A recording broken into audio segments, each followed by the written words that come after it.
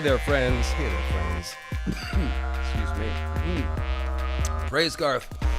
And we are here for a little House of the Dragon review. That's right. If you were here before now, you were early. YouTuber is never late or something. In any case, this is going to be a special House of the Dragon review session because we are going to be taking your takes, interacting with the chat. Instead of a huge panel, I have a small panel. Well, I've got a lot of wood paneling, but we're not using that set today. It's just me and Sean. Sean, what's up, buddy? Hi, it's me. I'm Panel. You're looking especially handsome, Mr. Panel. Oh, that's very kind of you to say. I got a haircut. I finally found a barber I like out here in Texas. You got a haircut, you have hair product, you have a pleasant amount of facial hair, you have a suit, you have good lighting. Bringing a lot to the table here. Yeah, I'm learning something. Is that one of my ring lights blew out, and that actually makes the lighting better somehow. But yeah, apparently I may have been overdoing it before. You can overdo it with the lighting. That is true. And yeah, so thank you. We do appreciate the beard game. Very excellent. And so yeah, like I said, season review. You know, everyone did a produced season review video. I'm making symbolism videos, to be honest, because I just can't help myself. But I thought we should decompress on the season. And since pretty much all season, you know, I had a lot of people on our panels, we definitely took all your super chat questions, but I wasn't able to really connect with the chat the way I like to. And so today we are going to do that. Sean and I are going to direct the conversation as far as the topic goes, but then we will be soliciting input and taking your comments. So this will be a good chance for you to sound off on the season. Sean trying to look as good as Estella with the sport coat. We can all only aspire. Yeah. Yeah, I'm not going to win that one, but I'm doing it. I'm wearing a very, regular sports coat here, whereas, what would she be cosplayed as right now? Well, I'm sure that she appreciates your neatness. You've got kind of like a modern Euron thing going on. All you need really is a patch. Ooh, I would love to throw in, a blood-colored contact eye and just go creepy with it, but yeah. Indeed. And so thank you, Rudy. I know I need to change your name on the intro, by the way. I will do that at some point. Oh my God. Guys, if there's any F-bombs on behalf of me interacting with the computer today, I just want to warn you ahead of time. It's been one of those weekends. In any case, I do have some good videos coming for you. I've got a big Daemon symbolism video this week, and then a Prince That Was Promised. Prophecy is torturing House Targaryen. It's going to be like an hour and 20 minutes of that. And I'm going to explain it all and why it's good and what it means for the characters and agency and all that stuff. We're going to go through from Dany's. Do I like soggy or hard fries, David? I don't really want either ones. I like pleasantly crispy fries. Someone wished me that I would stub my toe on something because I was late to the stream. Oh, well, all kinds of random stuff coming out. I know.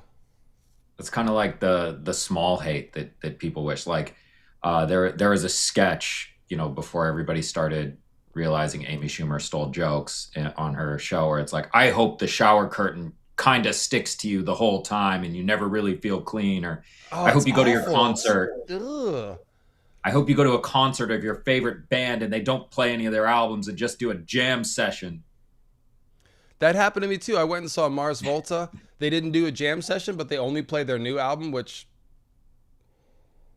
anyway. Yeah, and the shower curtain, there's a cleanliness level for the shower curtain just to hang there. There's an entirely different cleanliness level to have it touching you. That's different. Then you feel like you have that Winds of Winter on you. Yeah, no, it's too. Oh, it's one of the most benignly disgusting things you could have thought of and mentioned here. That's wonderful. No, look, guys, if I would love to make here's why George hasn't released Winds of Winter videos once a week. But I don't know that, and nobody does. Nobody can tell you. George is struggling. We can all speculate. There's no, we won't know until he's done and he tells us. So, right. Yeah. He's not lazy. He's you know 80. So don't know how many of y'all have been that old before 78 or whatever. We are actually going to do the George Appreciation stream next week. I said that we were going to do that this week, where I did not have a chance to organize it this week. I was kind of just recovering from House of the Dragon and recording like 3 videos, and I didn't get to it. We are still going to do that. But yeah, exactly. He's dealing with depression. A lot of his friends have passed on. A lot of stuff. And they cut nettles, I mean, that's... Yeah, and I kind of suspect that I was going to bring this up later about Black Alley deserved more screen time, but I think she's one of the characters that he wrote his wife into a fair amount, and they did her dirty. So this, yeah, I did take a bunch of comments from the Discord, and a lot of them touched on the same things, and so I have synthesized some of those things here, and yeah, I'm gonna, like I said, take your comments in the chat, and basically the number one thing we need to acknowledge is actually number 2 here. 8 episodes creates issues. There's a lot of issues. It's not long enough. Even 10 is really shortened from what TV seasons used to be. No one can accuse HBO of not spending money. They spent $20 million an episode. But Sean, what I would say is, maybe just tone, like, I'm not really saying, oh, we need more giant battles that cost tons of money. My whole thing is, like, if you're going to get the characters on the set, you're going to build the set, you're going to hire the actors, you're going to get them there, let them cook. Like, give them a chance, like, put more dialogue, let the scenes breathe a little more. That's one of the things that Game of Thrones the first 4 seasons did really well, is they let these conversations breathe. And even though the dialogue on House of the Dragon, I'm not complaining about the dialogue, I'm saying there's not enough of it. A lot of these scenes are too short. There's just a couple of back and forths, and then we're cutting away. And so I feel like the number one way we could have fleshed out a lot of this stuff is just to let these scenes develop a little more. What do you think about that? yeah, I think it's a very basic criticism of the show in the way that TV is kind of changing. I think a big issue that we have, like you said, they had conversations. They spent a long time fleshing out characterizations. So when characters made decisions, you felt like you understood that that was the decision the character would make. Now it feels rushed. You feel like people are kind of just making decisions the way the plot needs them to. And it kind of takes you out of willing suspension of disbelief. It kind of takes you out of watching the show. That's a great point. Let me pause you right there. The side character plots often are what suffer. And so what happens is we get the sketches of what could have been a good plot, but without those little scenes and extra bits of dialogue, it doesn't really happen. Best example of this is probably Hugh the Hammer. Okay, and I've got a whole Hugh. We're gonna justice for Hugh. We're gonna talk about Hugh, but just in brief, like the idea, this conversation with Kat, where Kat throws all the stuff at him. Oh, I've been abused on the road, and I thought you were dead, and you abandoned us, and all this. Like, we understand what they're trying to say, but they didn't show us any of that, and they didn't have anyone talk about it. We didn't know any of that was going on until she blurted it all out. Similarly, with Hugh showing up to the last battle. If they had given us a scene at the Dragon Pit where he's telling somebody, F you, I'm leaving anyway, and then we saw him leave and break the orders, then we'd be like, oh God, Hugh has rebelled against Rhaenyra, and what's going to happen at Tumbleton? Instead, he just kind of is there, and Daemon looks and is like, I wonder why Hugh's here. And that's it. Nobody says, oh, is he going to mount Vermithor? We need Vermithor. Hugh, you're not supposed to be here, or anything, nothing like that. And so by cutting these little extra moments, it becomes a half-baked plot. Yeah. Well, and I think that was always kind of the plan. Sarah Hess gets a lot of criticism about, as effectively the lead writer of the show. But she was brought in to do exactly what she's doing. She's written for shows like House, etc. And when you write for like a medical show, most of the show is about the medical issue and kind of tracking down the mystery of treating the patient and all of that. and you have to vault forward characterization of all the characters on very minimal screen time dealing with that. So they effectively hired her so that she could write characterization for these people in a very minimal amount of time. And that's what she's excellent at. And so that's kind of what they did. They cut it down to 8 episodes for that reason. They wanted, they wanted to trim it down, and they got somebody who could, write those storylines and give you characterization in minimum time. But like you said, it kills the side characters, the smaller characters who interact with the plot. And that's not something that you can recover just by having one quick scene. Like, Yeah, so for example, Brian's saying, Roddy Dustin, Roddy the Ruin, he came across as a major character in the last episode, but before that, not. And that could have been, they could have just a few more scenes here or there, a few lines of dialogue with him and Black Alley talking about something with Oscar, like, could have shown us insights into their character. And to your point, like, even when you have a writer that is practiced at doing a lot in a short space, they've cut the space down so small that they can't even really operate. So it's hard for us to even know who to criticize. If not that that's the important thing, but it's like, is this a writing mistake, or is it, what would we be able to do, put in the constraints of only 8 episodes? Like, you have to make some choices. And it's easy to point at the plot lines that they did let breathe and say, oh, well, that was too long. But really, we just needed more time for the other ones. Like, there's nothing wrong with letting the main plot lines breathe. Yeah, yeah, and I mean, I knew you were going to bring up, Comrade Hugh, because I know he's a favorite of yours, and something that you've talked about is that he was building up kind of a class consciousness storyline, and now it kind of, we don't know for sure. They let it go. They just let it die. It looks like they've 180'd over to, I'm mad about my wife, and that's my entire characterization. That's right. That is exactly what I was thinking about an hour ago. My first point here is that artists shouldn't try to explain their art. I thought we learned this lesson with Dave and Dan after Game of Thrones. Like, their behind the scenes did not help anything. They're constantly trying to explain what they just showed you before you even have time to let it. I know you're not forced to watch them, but they come on right after the episode.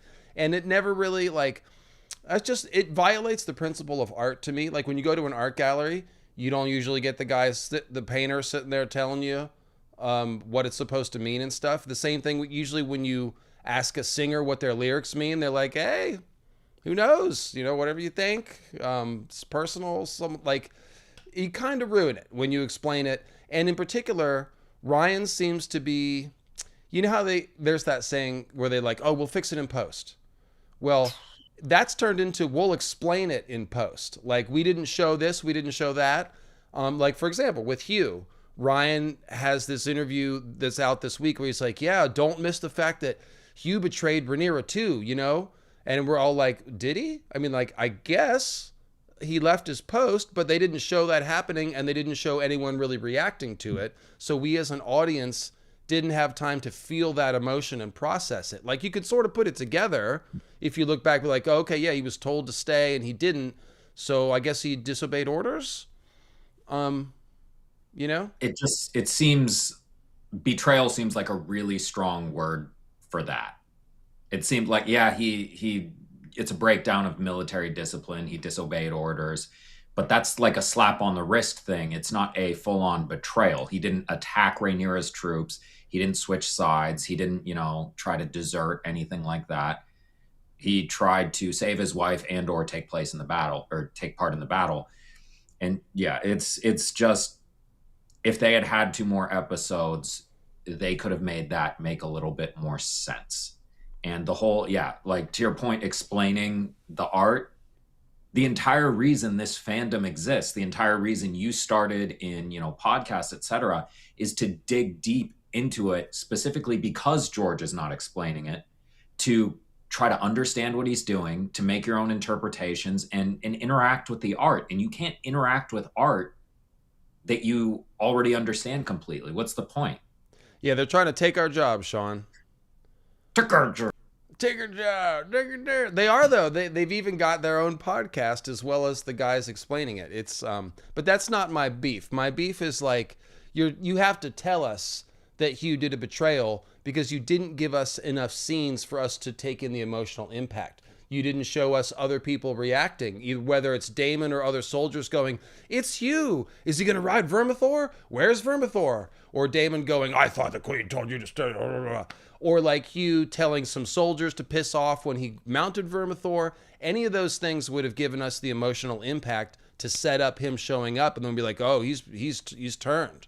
But now Ryan has to tell us that he's turned when we didn't even notice. And to your point, they did set up a class angle for him and oh, this is what it was. Ryan said, "Oh, well, Hugh's only ever acted in his own interest."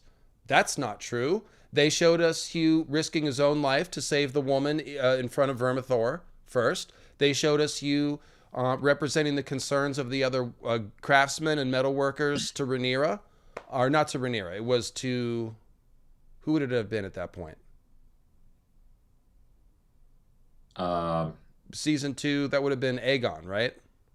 Yes. Okay. Well, the point is, they showed us Hugh that, like, ostensibly seemed like a good dude, willing to, risk his life to save a maiden in danger. Again, speaking up for the concerns of the people. There's a class consciousness there. And they just let all that go, and he turned into guy that's worried about his wife.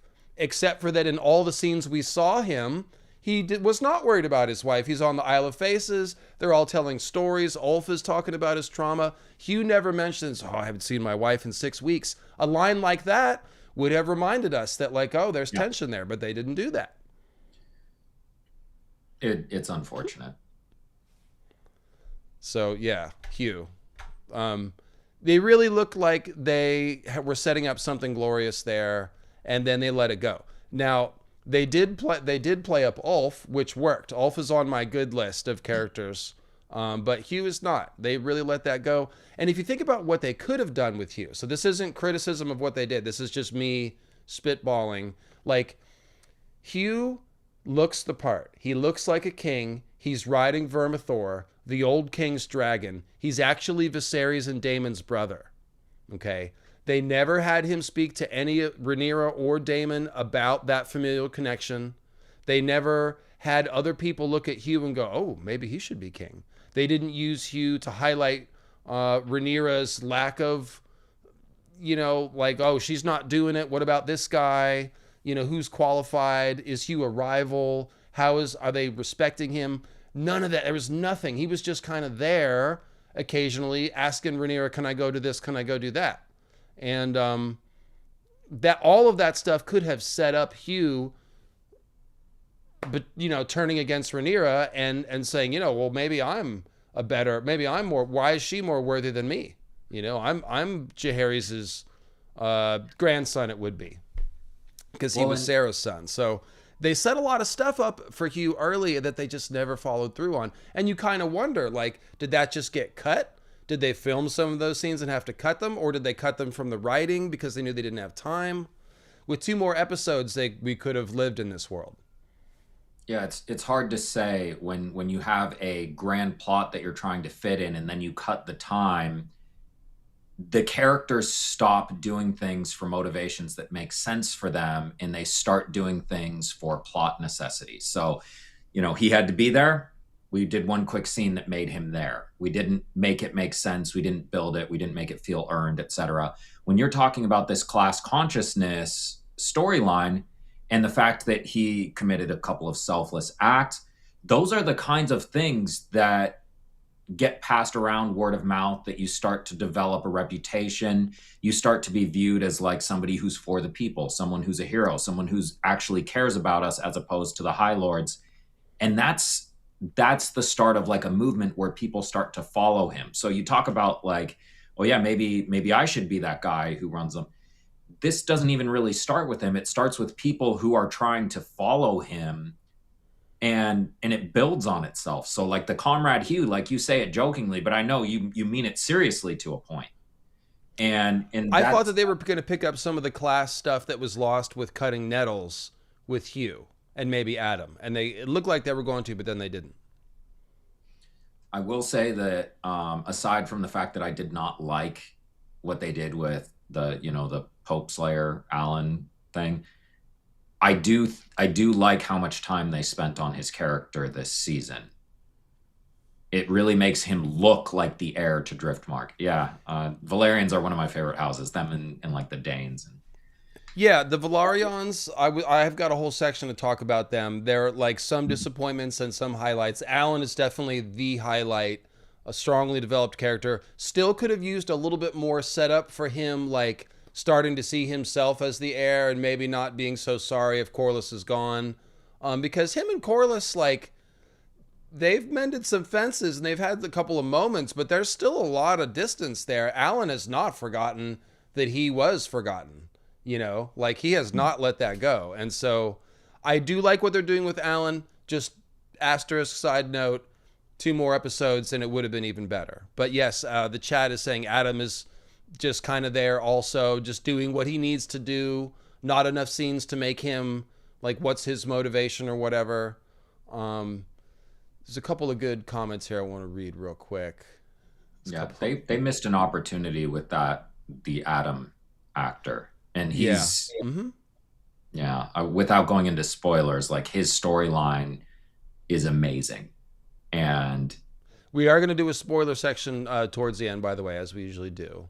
sure. So I mean, I'm not going to say anything about his storyline, but the idea that if you're not putting in the work now to give him that characterization and understand his character and his motivations, etc., that storyline is going to feel rushed for the same reasons we're talking about Hugh's storyline feeling rushed. Some fictional shard says Caraxes has a better personality than Hugh. Yeah, but I won't take that with the negative connotation because Caraxes is the one true king of Westeros and my perfect danger noodle boy. Yeah, shout out to Rudy in the chat. Caraxes was robbed. Hugh kind of forgot he had a wife, like Danny forgot about the Ironborn fleet. Yeah. The only real wife guy on the show is Vermithor, says Aireka. Yeah. Very nice. Ryan omitting Mailer was a big mistake. Blood and Cheese lacked the impact book readers were looking for. So this is one where I kind of have to politely roll my eyes at George. Didn't really feel the loss of that. Like, his Blood and Cheese is more diabolical, no doubt, but he doesn't have to show it. He can write it. It's totally different when you're showing little kids getting murdered and stuff. And so, yeah, the loss of Maelor, Blood and Cheese, didn't really have a problem with that myself. I understand the complaints, but that was very low on the list of things I'm upset about. What does the title mean by preview? Well, we are gonna, once we move into the spoiler section, we're gonna talk about what could be coming season 4 as well. So, because that's kind of wrapping up the season leads naturally into, okay, well, where are they taking this? Where are they taking that plot? So we're gonna be doing that. We can speculate on that as long as it's not spoilery as we go. So now, so basically, yeah, this will come up more, but the 8 episodes thing, this is like the number one complaint. Everyone mentioned it. It almost makes it hard to judge the art because it's like, well, these constraints are so unnatural. Season 2, everyone, after we saw the first 2 episodes, everyone said the same thing. Oh, season 2 would have been better if we had these 2 tacked on there. And so, yeah, just to acknowledge that. The Winter Wolves, yep. Valerians, Hugh and Cat. So we mentioned all those. Side character plots become 2-dimensional. And that's when it breaks immersion, Sean. That's just a really good point that, like, those little extra scenes make the person feel real and keep our immersion. When we lose those things, they seem like plot devices and it takes us out of the story. So it really is important for the whole thing sort of holding together. Well, and to kind of give an example of how that really builds the story in a positive way, look at the scenes that we got in Game of Thrones season 1 with Ned and his family. Whether it's him refereeing an argument between Sansa and Arya with, the septa there, or whether it's, him fighting with Cat about, whether he needs to go south, talking with Jon before he leaves, like that. We got a feeling of their sense of family, and the entire show is built on the sense of family that the Starks have, that they are a wolf pack come winter, that they're not lone wolves, that they come back, find each other, and present a united front. That's a huge part of the show, and it got built in season 1. And, whatever complaints we have in the later season, that was absolutely necessary. And we miss those little scenes that may not be pushing the plot forward in huge ways, but they help us connect to the characters and make the characters feel real. Yep, I agree with that. Kimberly LaFay's bringing up Daron, and here's another one where I think I maybe disagree with a bunch of people. Daron the Daring was never daring. Um, he is daring when he defies Ormond in the last episode, and we saw that coming, so we knew that was going to happen. But when Ormond dubbed him Daron the Daring, it didn't mean anything. He hadn't been daring in Ormond's eyes or anyone's eyes at that point, so it was just an empty title. But like I said, he literally defied Ormond. I mean, he tried to short circuit the entire battle and strike a peace agreement with the blacks and stand down the entire battle, which was actually a really nice move. It didn't work, but like he didn't have a chance to do that beforehand. He waited until kind of the perfect moment to do that, him and Gwaine. So I liked that. I also think that like if you look at Daron in the books, he's just a brave kid who gets caught up in the battle, let's say. He doesn't really do anything other than he's kind of heroic on his little dragon. But like, that's about it. There wasn't a character there. I've made no secret. I come from a religious background, so all of this creepy manipulation stuff with Ormond and Daron really hit home for me. I've seen a lot of that sort of behavior in my life, and I appreciated seeing that in the show. Thought it was compelling. It made Ormond very sinister and threatening, even though really he was just a guy with a bad plan waiting for it to go bad. That's really all he was. So yeah, what did you think of Ormond and Daron? I loved it. I thought it was one of the best decisions that they made in the show that really I won't even say deviated from George's plan, because like you said, there wasn't a character there. A lot of this was just a history book. So it's giving characterization, really filling in the blanks there. They actually did a fantastic job. The actor, James Norton, was excellent. He played the creepy, hypocritical, it was so well done. And Darren as kind of like, for a while, he's lacking personality. And like you said, you grew up in a certain amount of, religious household. That is something that happens when you have, overbearing parental figures who tell you what to do, how to do it, manipulate you, etc. It kind of takes some of your sense of self, and you have to develop that later in life because you are just trying to survive that scenario, moving from crisis to crisis. It's almost like being in shock. So him having very little personality characterization until he's back with Gwaine, who is kind of his safe space. It was so well done. It was a real gut punch. We finally see him confiding to Gwaine, and we're like, oh, okay, this is what's going on behind the sort of stone face that he shows to Ormond, sort of false obedience. Yeah, really well done. And Gwaine is frequently mentioned by people as like, I did not see that coming. Like he was just kind of there in the first couple seasons, and but he, when you look back on it, they were setting some things up, and that really paid off this year. So this is my good adaptation list. These are the characters that I just really like what they did. Ormond and Daron, whom we just spoke of. We talked about Alan, Gwaine. I really liked Aemond and Alice. I thought that was like a better than what's in the books, where Aemond is just kind of burning the Riverlands and waiting to fight, looking for his uncle. So I enjoyed all that stuff. We are going to get into Alice and like whether or not some of what they said might be book canon or not. Daemon is, I've got a whole separate point for Daemon. Like these characters are characters that I kind of like better than what are in the books. Daemon is, here's what I wrote about Daemon. He's the backbone of this whole show. Matt Smith is, like I said last week, so incredible that you almost forget how good he is doing. And then Daemon is basically like the aesthetic of the show. He's the only really consistent character that's in the main group for the whole time. Like, what he's bringing. Him and Caraxes, like I said, they are the aesthetic of House of the Dragon. So he basically is the pillar of the show. And I wrote a whole individual point just to acknowledge that. So thoughts on Damon, chat, and Sean. Yes, Oh, Helena should be absolutely. on there too. I liked Helena. Yes, sorry. Oh yeah, I love Helena. She and Gwen are probably my favorites. But yeah, Damon, yeah, so good that you forget about him. Also, you forget about him because you're immersed. You never lose that sense of immersion, not for 1 second. He is always consistently Damon. He is always, and the fact is he actually does change as part of the show. He starts to become a father to his children. He finds that maybe he's not that terrible a person, that there are maybe some redeeming qualities about him, but it feels earned and real. It's given enough time for that to work out. You see his motivations, you see him struggling with it. So it feels earned, it feels real. So he is never not Damon. There are never decisions that feel out of character for that character. It always feels consistent. So, like you said, the backbone, the North Star.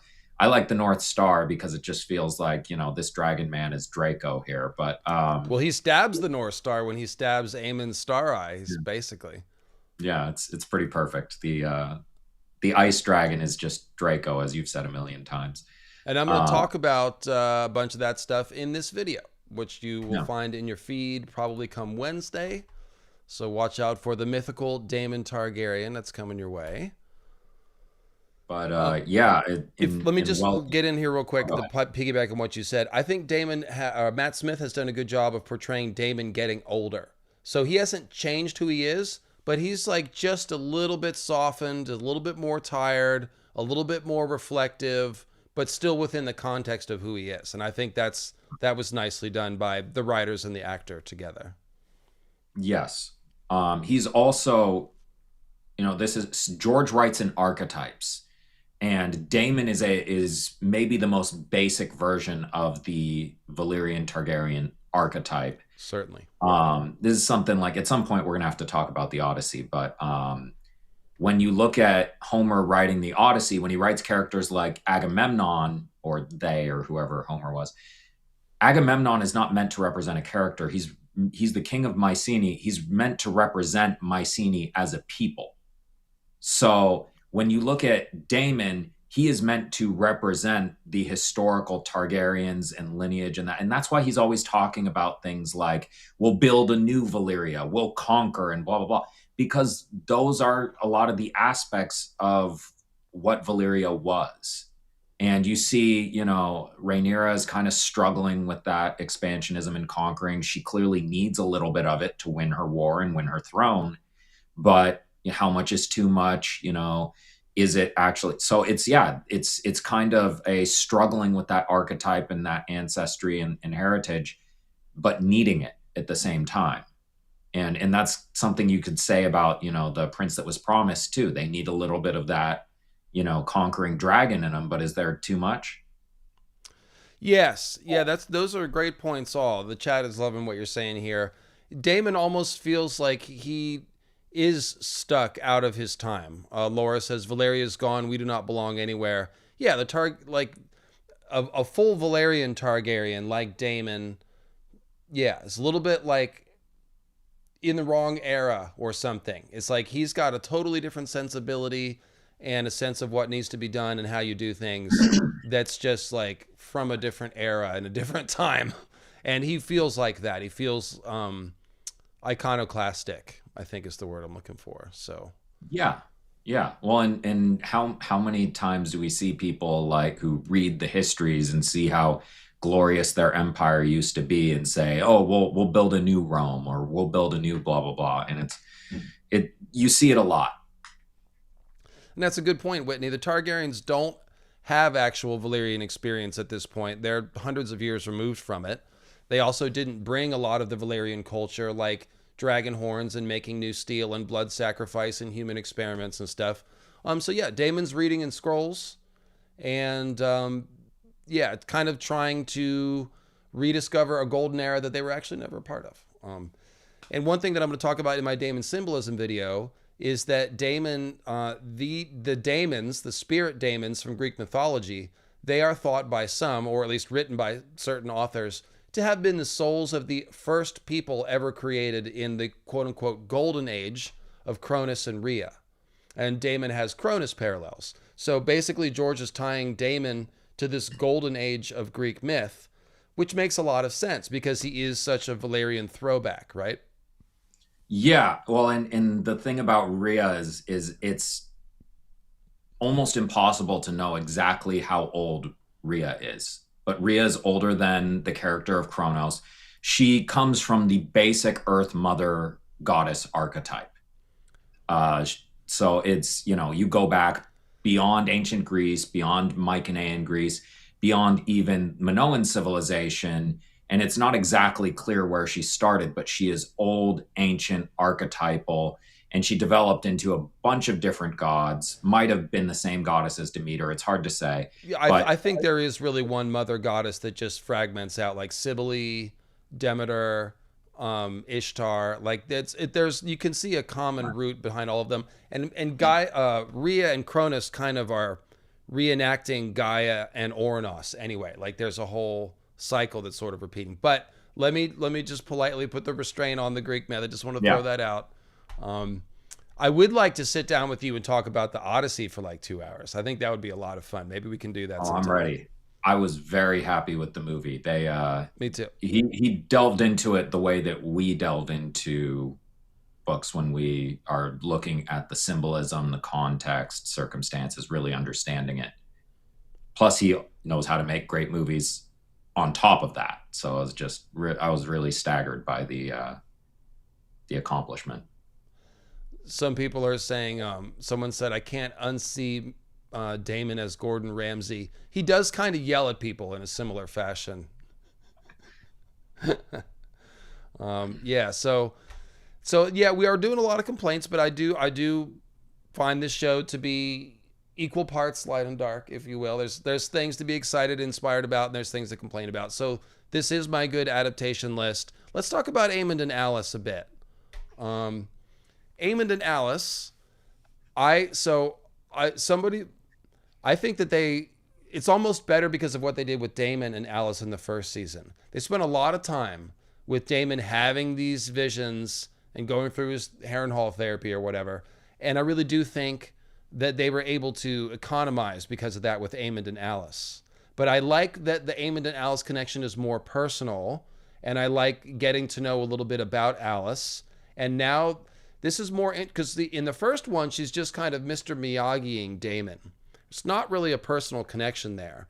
But then she asks for Harrenhal. Damon turns her down, and now she's got a little bit of a chip on her shoulder. And then, of course, we get a whole ass backstory about Black Heron and Aegon and all that stuff. So I really enjoyed the dynamic with Aemond and Alice. And as I alluded to earlier, I think Aemond actually coming to appreciate, like realizing his failure is more interesting than him just tripling down forever and ever. Yes, and it's kind of interesting that she was technically trying to get the same thing from both of them. She was trying to get Harrenhal. She was Right. trying to rule, which we found out in her backstory that she used to apparently be the ruling lady of Harrenhal, but Right. she goes about it in a different way. One, because it's pretty clear she's not going to be able to seduce and marry Daemon. He's already married to a queen, blah, blah, blah.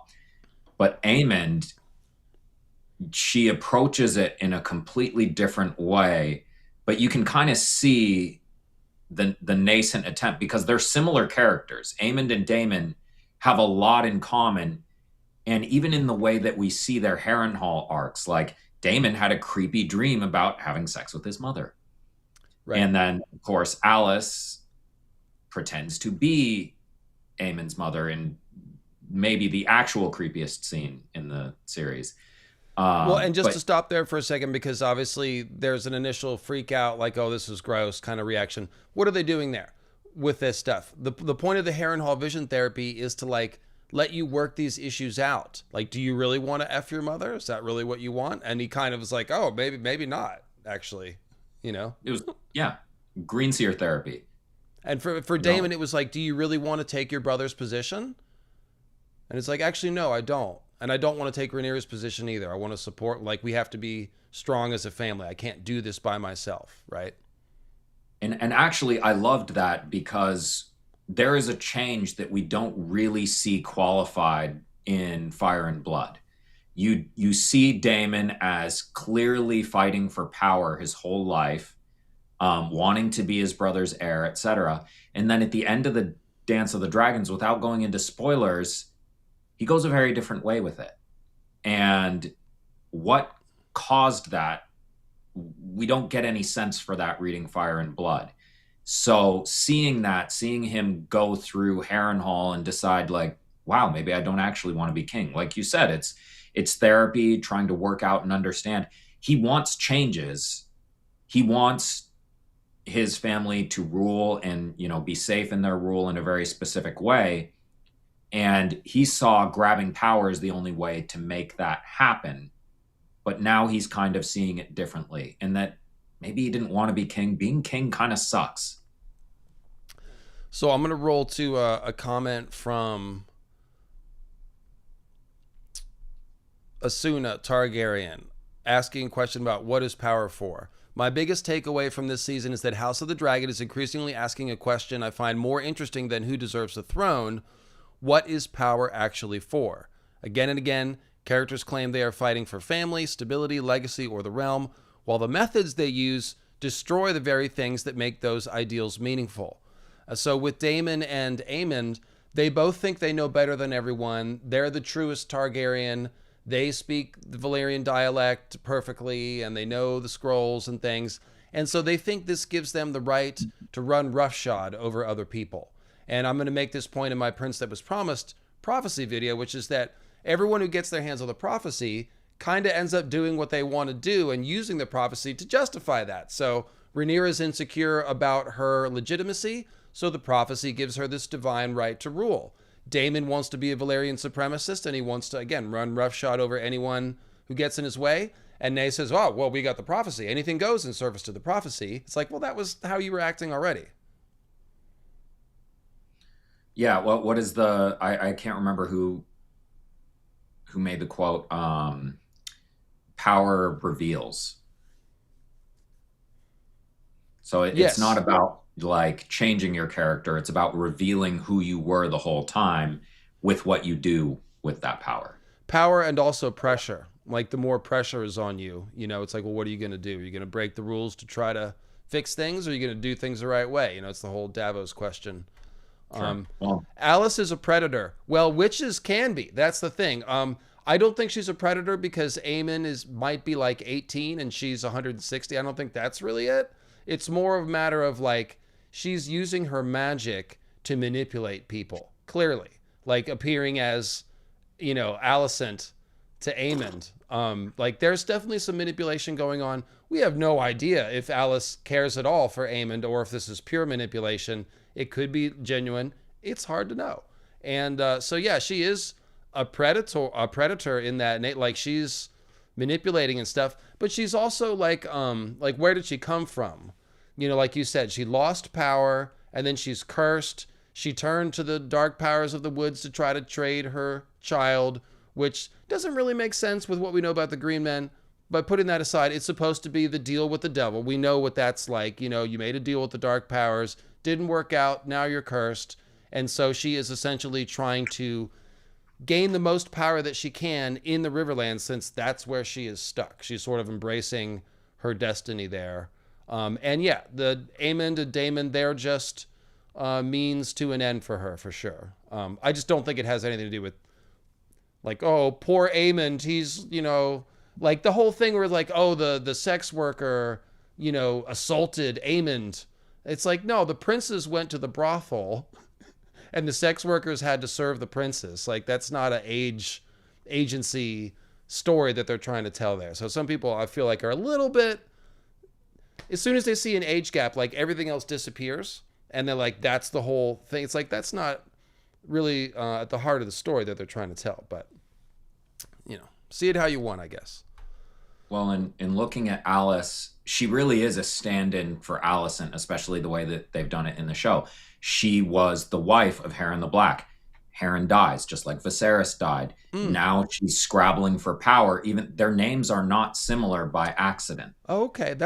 I missed that totally. You go on.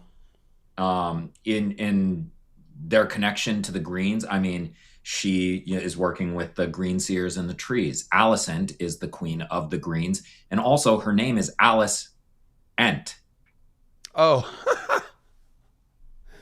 Alice the Ent. That's funny. The Ent wife. Yes. Right. Well, and look at the times that we've seen her even close to happy in the series, where she did that little hike away from King's Landing just to get away from it all in season 2, and she went among the trees and just laid in the water, like in her little green sea. She did the Lady of the You Lake know, routine. Yeah. right, do Lady of the Lake, but it's also an Ent Okay. thing. She's in the middle of the woods doing it.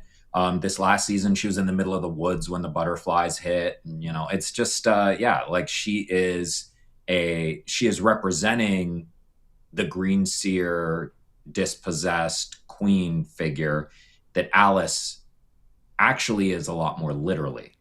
So this is probably an important place to stop and think about the patriarchy and how women can operate inside of it. And I mean this as like a literally the patriarchy, not the modern but like it's literally a patriarchal system where only men can inherit and all that stuff. And so yeah, I didn't really think about this, but it's like unfortunately women frequently have to use men in order to be either safe or powerful, right? Like if you're by yourself, you have very little agency. And so you have to attach yourself to somebody just in order to like be legitimate in some ways. And Alicent, yeah, Viserys is dead. She is spinning. Otto is gone. Her, like we saw as soon as Aemon took over the small council, he just kind of set Alicent aside, and Alicent couldn't really do anything about it. She didn't have a husband to assert their power or whatever. And so here's Alice Rivers in Harrenhal. She should be like it's her castle basically at this point, but she needs a man to own the castle so that she can own the castle. And Right. so she, yeah, that this is it's an interesting parallel between the two of them. Well, and she tries to keep her son alive, but he dies by dragon fire. Alicent's route to power, like you're talking about, was her son Aegon II, who got burned like a dragon, and they brought him back, and she's trying to keep him alive because he is her route to power. Because when he gets replaced by the other son, Aemon takes over. He does not give Alicent that power, and like Alice Rivers now trying to have another son with Aemond is basically like trying to create that route to power in the same way that Alicent has been running around trying to. Is Darren going to be that for me? It's certainly not going to be Aemond. Maybe it'll be Helena's kid. Who knows? Well, it was Viserys originally, yeah. So Right, right. Just like it was Black Heron originally for Alice Rivers, and they actually have a lot more in common than we would think symbolically, even if they're not similar characters personality wise, because Viserys is a black dragon rider, just like Black Heron is a burned black dragon figure. oh, okay, you're We talking symbolism. Yeah, I was a Viserys, little confused for a he rode second. Valerian. Sorry. Yeah, Viserys rode Valerian. Right, right. Yeah. Somebody else, Yagmar's mentioning Alicent always sounded like Alice Saint, since she's so close to the faith. That makes a lot of sense. Also, the Ent is probably a happy coincidence. Alice Ent. That's probably just a really good joke that Sean made, but it's hard to say with George. And going back to Damon real quick, I did forget to say I think I was wrong in the post game stream last week.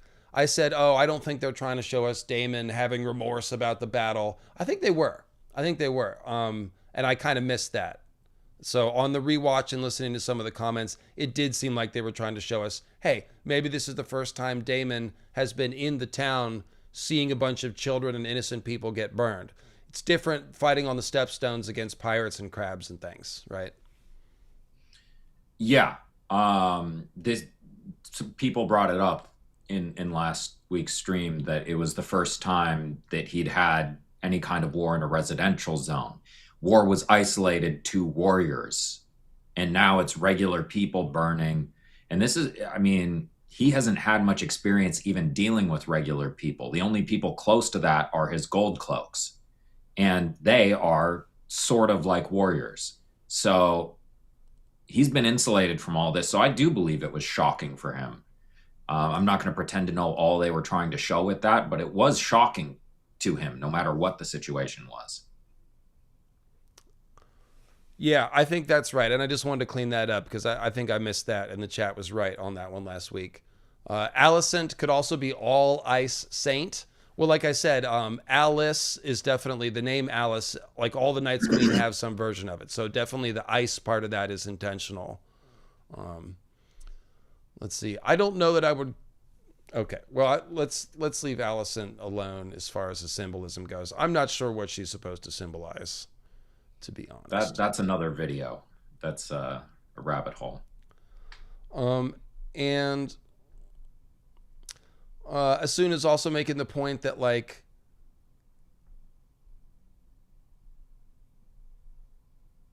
Rhaenyra seems to want like the security and safety, but increasingly is coming to believe in prophecy, dragons, and her own certainty can substitute for trust, restraint, and the ability of other people to tell her no. And yeah, that's it. She's getting impatient with just how frigging difficult and granular it is to run a kingdom or a city, and increasingly turning to the visions of prophecy to make her feel like she's doing the right thing. Yeah, I think that's all right on the money.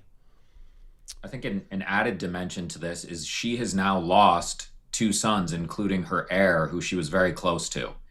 And when you are grieving like that, it makes you feel better to feel like there was some purpose behind it. So maybe you attach onto this prophecy because it's like, okay, me losing, my beautiful, handsome, empathetic son, this guy who I shared the prophecy with.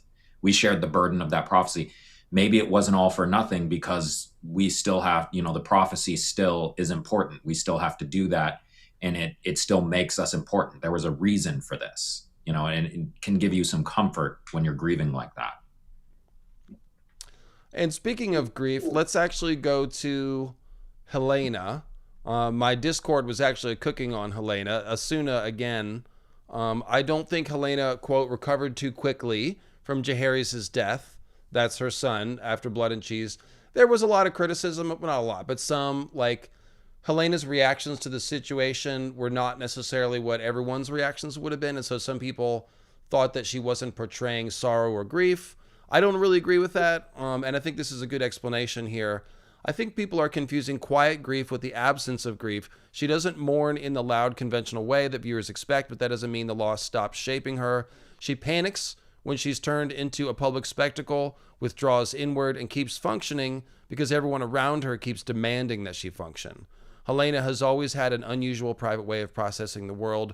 Calmness is not the same thing as healing, and continuing to exist is not the same thing as having moved on. In fact, I think her later question, do you think life is nothing more than not being dead, which echoed Mary Mazdoor, saying, oh, take a look when the life is there, but everything else is gone, lands harder if we understand that she never really recovered at all. She just learned how to carry the grief quietly. I think this is all really well said.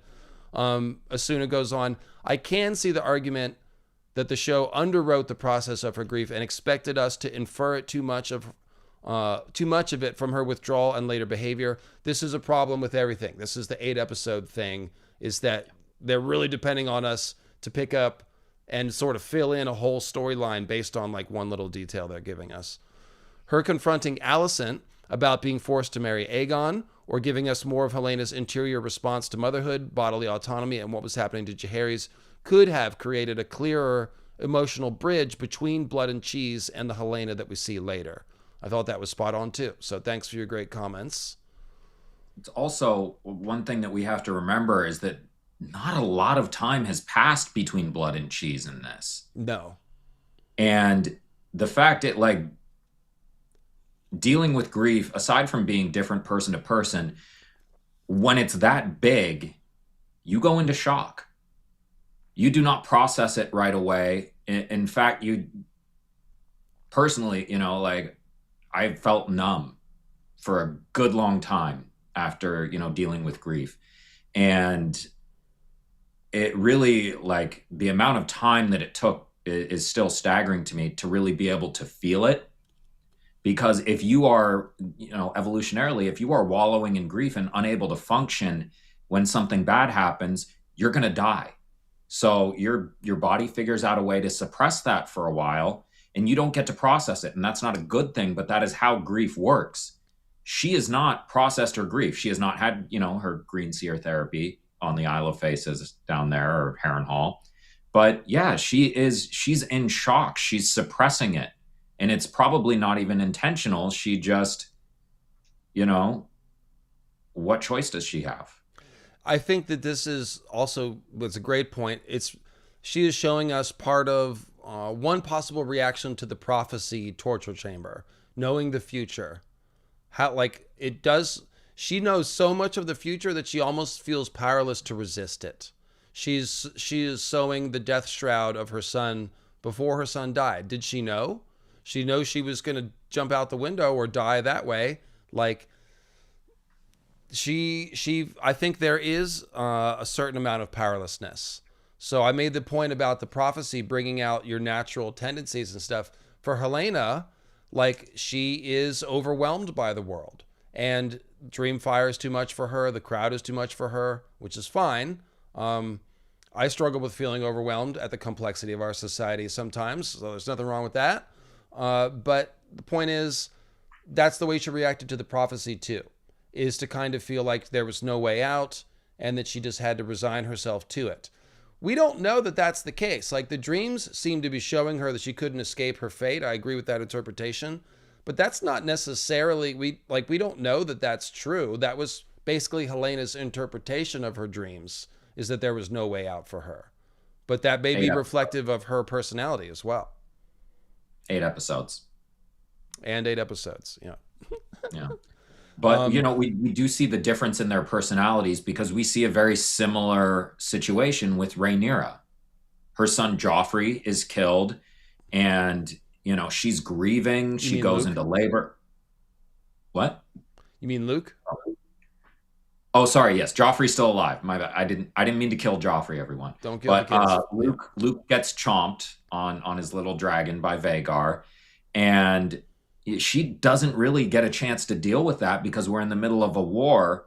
And, like you said, the prophecy torture chamber, she is part of the prophecy, which means her son and heir is part of that prophecy. And then all of a sudden she sees his dead body. And it's a very different situation because it's flying in the face of what she believes the prophecy to be and what she has built her role as queen, that she has this divine right to be queen, that this necessity to become queen for the prophecy. And here's her heir dead. It's impossible. And yet here it is. And she's grieving. And so she has a very loud, visceral reaction to it. But then after that, she's in shock and she's not able to deal with it. And she's just, she goes back into the more, not processing grief response. I think it reminds me of Dany asking Miriam Azdor to save her child and not knowing what it would cost, but having a sense that there would be some terrible cost. And she's like, just do it. And then later Miriam Azdor is like, you knew the cost. And she's like, well, did I? And it's like, well, kind of in a vague way, you knew there was going to be a cost and you're signing up for dark magic from a witch without reading the fine print. And so you get what you get. It's a little bit like that with Rhaenyra deciding that, she should try to stand up for her right to the throne, because she's the rightful heir, no doubt about that. Like, that's not in debate. But the question is, was it the right thing to do to fight a war over it? Is her interpretation of prophecy as giving her a divine right to rule, is that correct? She signed up for it, but she didn't know exactly what the cost would be. And so every time one of her dead children shows up on the doorstep, it's like, oh, this is the cost. And so should I keep going? Should I go back? Like, yeah, there's some parallels there for sure. I have thoughts. I've got a whole Rhaenyra section or two. So we will definitely come back to Rhaenyra. Let me take this comment here from Noble1977. Actually, let me check on the chat first, and then we will do this. In the book, Rhaenyra is described to grieve and implied to be more hesitant until Jace dies, which is when she snaps. For me, Rhaenyra's switch to lash out only in season 3 makes sense. Yeah, so they definitely dragged that on a lot, and I didn't love it myself. I get what you're saying, though. Yeah, like I said, I've got some thoughts on that we'll come back to. I think Well, Daemon is staying in. what you were saying about it was fighting a war for the throne that she was rightfully hers. Was it the right thing to do to fight a war over it? Like, is it worth the thousands and thousands of lives and destabilization of the realm? Was that worth it for her throne?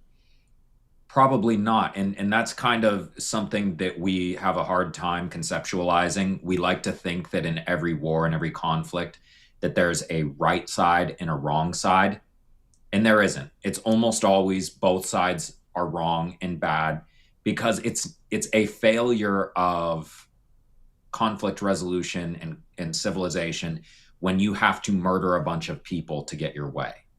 I think mostly she was pretty stuck, because if she just lets the Greens take over, which is lame, first of all, they're probably coming to kill her at some point. Like, this logic has been laid out by several people on the show. You can't just leave a rival to the throne with a power base and hope that everything's going to be okay. That's going to be a war sooner or later, unless Risky.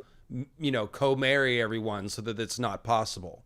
So really the only off-ramp here was some sort of, marriage between Helena and Jace that would have somehow prevented the Greens from usurping. We don't even know if that's possible. Otto and his brother Hobart were set on this from the moment that they supplanted Daemon with Rhaenyra as the heir. So I think it's a slippery slope as far as saying, oh, Rhaenyra should have done this or she shouldn't have done that. I think you're right to say that she's kind of in a lose-lose position. And so we're just seeing the tragedy of going forward with it. In the end, it's not worth it for anyone, but that doesn't mean that the right thing to do necessarily would have been to just, let it go. I think most of the mistakes you can criticize people for are long before the actual moment that Viserys dies and the Greens usurp. Like, everyone's already made their mistakes, including Viserys, obviously. Yeah, I mean, the Viserys. peace would have been achieved had she gone orange picking with Crispy Cole. That was the only way to achieve lasting peace for the realm. Yeah, but that would have been incredibly irresponsible to do at that point. And Oh no, I'm joking. It's okay, not a real. He's awful, man. he is. Yeah. No, yeah, I was not really suggesting that she should have done that, but ironically, it might have saved a lot of bloodshed for the realm. Well, I guess we might as well just break out the Rhaenyra section since we're kind of here. So my issue with the Rhaenyra characterization, first of all, Emma Darcy is incredible. Millie Alcock was really good too. Rhaenyra seems to have mostly gone backwards through the course of this story. Young Rhaenyra was actually decisive and kind of clever and assertive, and we don't really see any of those things from adult Rhaenyra. She's lost all of that. She doesn't seem to have many convictions other than the throne is hers and the prophecy means that the throne is hers. We don't know what else she believes in or really stands for. She's dragged through this entire war and literally up to the throne. There's really hated the throne room sequence. And if I'm just going to tee off here for a second because I'm mad about this.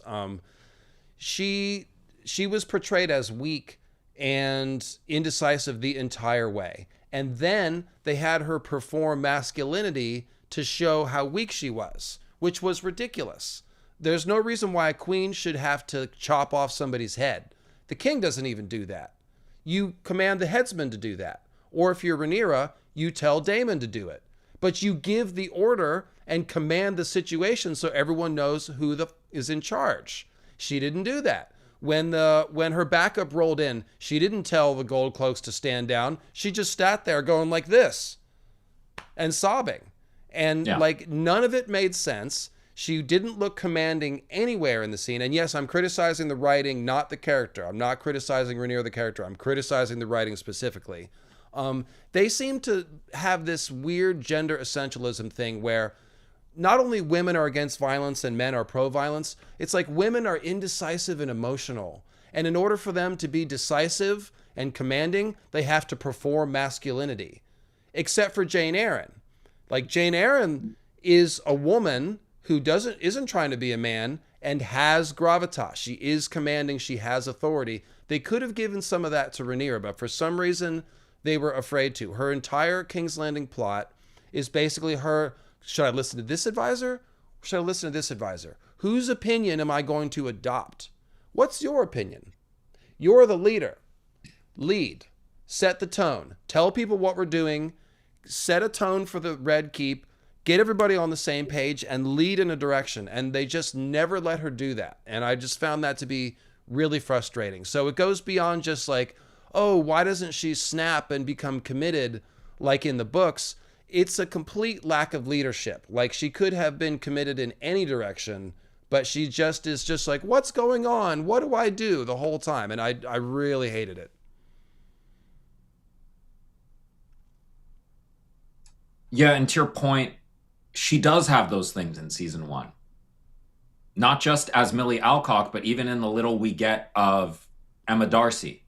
True. We have that assertive character. We have that she is a real ruler. And they even show the white stag that we've talked about as showing that she is the one who is worthy of being ruler. And we see that character all through season one. And then we get a completely different character as soon as season 2 and 3 start. And there are people who will say, like, well, at the end of season 1, her son gets chomped and she's, just moving from tragedy to tragedy after that. And that is somewhat fair.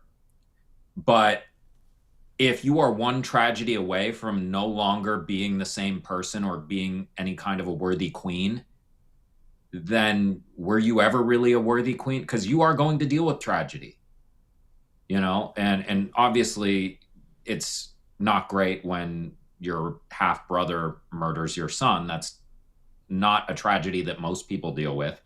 But, imagine that he got sick and died. You're not going to, you're going to have to deal with these kinds of things. And she didn't. She completely changed as a character. She really lost agency is kind of what you're describing. Yes, and if I could grab a point from the chat here, there was one exception to this was when she invited the lords to that dinner and set out the object lesson of the rats.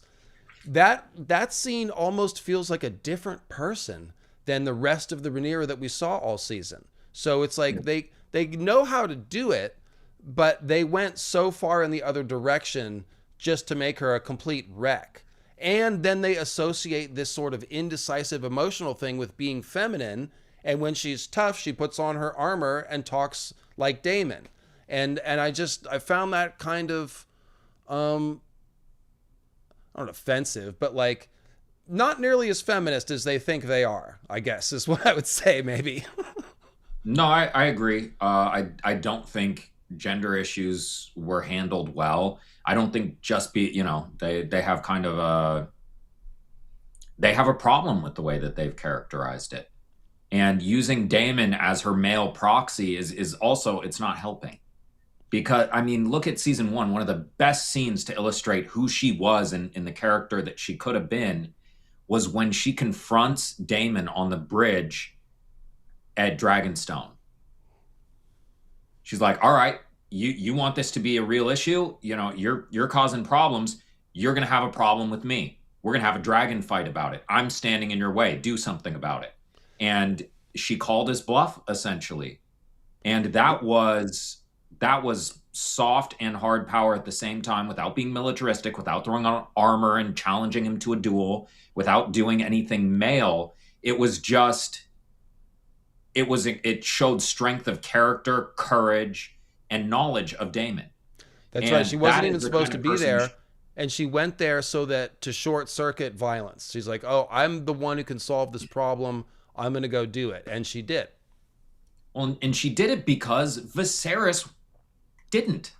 Right. Viserys was weak. and was letting Otto handle it in the same way that she is now letting Damon handle things. So it's, Mm-hmm. that is the character we should have gotten. And there is a good arc for that where she ends up becoming too brutal to get her throne. She becomes, Magor with teats, like they said in the book. There is an arc where she has to fight too hard to get her throne and ends up having to, do morally questionable things. And that's the arc, not, oh, I was too indecisive and I lost my power base and that caused me to lose the war and blah, blah, blah. And one of those stories is a good story and can be coupled with the feminist themes that they started to put in season one. And one of them isn't really compatible with that. And I like what you said about like real strength comes from strength of character. For example, Ned Stark. He's the strongest when he tells Robert, "I quit. We're not killing children. I don't sanctify the murder of children. I quit. Go screw yourself." Like Ned is strong there because he's standing on his convictions and he's being true to who he is. You don't have to swing a sword to be a strong character. And I feel like the show kind of missed that. And let me just read this comment from Noble, hitting some of the same points. My gripe with Hot D is how confused it is. It wants to adapt the dance, but it also wants to build out the magic plot lines, but also won't commit. It strives hard to be this feminist piece of television, but all attempts to be progressive just lead to poorly veiled misogyny. And that's what I was alluding to, like sort of typecasting, gender essentialism stuff. It introduces things in one season and then doesn't really build on them much in subsequent seasons. We mentioned a few things like that. The realization of the dragon seeds was awesome, but we barely do anything with them, with the exception of Ulf. Ulf is really cool, but the other guys are just there. We've mentioned that. Instead of building the relationships between the major characters who probably could have had really great scenes, all the focus is on Alicent, Rhaenyra Daemon, and Rhaenyra Mysaria. I think that's valid, although I will just say, with 2 more episodes, we would have had time to focus on those and do the other thing. At the cost of Rhaenyra interacting with her siblings or the dragon seeds. Yeah, that is really... there was a lot of people that should have had interactions that never apparently talked to each other at all. It was kind of weird. I end up suffering through scenes I want to like but can't to get to either Tom's acting carrying the show. I should add Aegon to the list. Yeah, great point. Sure. Or the Green Men, Harrenhal lore dumps that are really all I keep watching for. TLDR, the show doesn't know what it wants to be, so it tries to be everything, succeeds at none of it, is too caught up with the weird love octagon Rhaenyra and Alicent find themselves in. Tom's back is broke in a bajillion places from carrying the show. Tom and Matt Smith, I will just say. And Really Green Men, Alice are the only reason I tune in anymore. Still the best intro theme in TV history. So, I'd say maybe that was a little bit too brutal, but most of it is pretty legitimate criticism. And yeah, I think there was a comment I read a long time ago about the showrunners of House of the Dragon choosing to base the entire show around a made-up relationship, Alicent and Rhaenyra, was a choice. And it's like, yeah, because they didn't have that relationship. They had a much larger age gap in the books. They were not super close. They were cordial until they weren't. And so this entire, this relationship, which Sarah Hess was the major person who wanted to put this relationship in, and it's for characterization purposes, speeding characterization. She says it's a little bit queer, and we do get that sense. Mm-hmm. But like, although the actresses do a good job of it, and I like their scenes together, it takes you out of it when we have, Sister Act invading the Capitol, when we have sneaking into Harrenhal Part 2, all this stuff, like they're just, teleporting across the realm and sneaking through, castles in order to have slumber party, pillow talk about it in order to fix the realm. It just takes you out of it. It ruins immersion. I'm kind of split on it. Jeremy of Ice and Fire in the chat, what's up there, buddy? He says it fundamentally changes the foundation of the story, making Rhaenyra and Alicent friends and making it the focal point of the whole show. It definitely does. I didn't hate it, and I don't think that was necessarily a mistake. I think the mistake is like having them sneak back and forth in season 2 in an unrealistic Yes. manner so that they could have scenes together. That was a Yeah. mistake. Um, Trying to hold on to that relationship as the centerpiece of the show when that relationship should have been shattered by their kids killing each other. Um, yeah, like you can parallel characters without having them be in the same scene constantly. I think that basically the problem is that Allison and Rhaenyra have their own problems with their characterizations and their agency and their motivations separately. And so it makes some of the stuff nonsensical. I didn't really hate the choice to change the ages and make them friends. And I think George kind of liked that too. I think he's on record as saying that he kind of likes that. That's not his sure. problem. But the Well, meetings in I season 2 were concur. really silly. And there's a huge problem with Allison. Maybe let's just talk about Allison for a minute. Like, she is written a lot like Cersei. She's repping for the family pretty much all the way down, 10 toes down for the family. And here, her character for 2 seasons has been defined by her abandoning her family repeatedly, repeatedly. She's like, I made the hot pie joke. She's just like, I yield, take my son, take my granddaughter, whatever you want. Like, just let me go. I yield. And it sucks. I don't think it's compelling. It's kind of a mess. I don't hate it because it's different than the books. I just don't Sure. like it because it doesn't really make sense. And so, to a certain extent, there's a valid angle where she's a hypocrite. She helped start a war, and then she's like, "Oh my gosh, all this violence," but I just don't find it compelling, really. Yeah, and I mean it is fair to change your outlook when stuff gets really violent and your family starts getting ripped apart and the realm is destabilized and all that. Like I get that. And I should qualify what I said earlier with I also don't hate the Alicent and Rhaenyra relationship. I thought in season 1 it was actually very well handled and helped really Agree. intensify the drama. I agree with that. I don't like how it's felt contrived since then to shove them in scenes together, secret meetings and wherever all over the realm during wartime, that just feels contrived. But yes, Alicent not being consistent kind of mirrors Rhaenyra not being consistent. And that's a problem. When characters aren't consistent, when you don't believe the decisions they're making, like you're saying, Alicent being, full on high tower until stuff gets real. And then it's like, guess my kid's got to die. Like We that didn't. that We doesn't feel like her. we didn't even really like if they're going to say that she's flipped to being against the violence now, she should be talking more about like saving the Hightower army at Tumbleton from being destroyed. And like we've got to like she's not really speaking up for that. She's just sort of horrified by her children and so she's like freaking out. And that's about as far as it goes. So, Yeah, thank has you, she spared a Rudy. thought for her brother? Like there are people directly connected to her related in all this and we don't see or hear any of it. I think it's a mistake to have no connection between Alicent and Ormond. And yeah, she doesn't try to get a hold of Gwaine or Kristen or yeah, I'm not really understanding that. I don't think I'm breaking any ground though. These are things that everyone has said. Sure. Let me check in with the chat here. Yeah, Allison is basically just trying to save Helena, but she's treating Helena horribly in the process. So and Helena even looks at her. She's like, "Are you trying to save me? Or are you trying to save yourself?" Because it seems like maybe.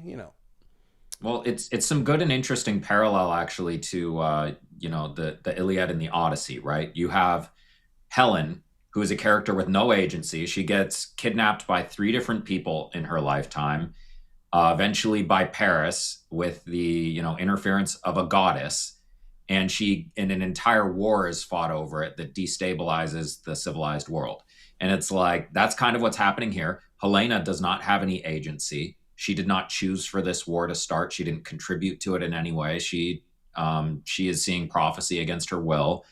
And Alicent is not giving her any agency in her plans to escape this season.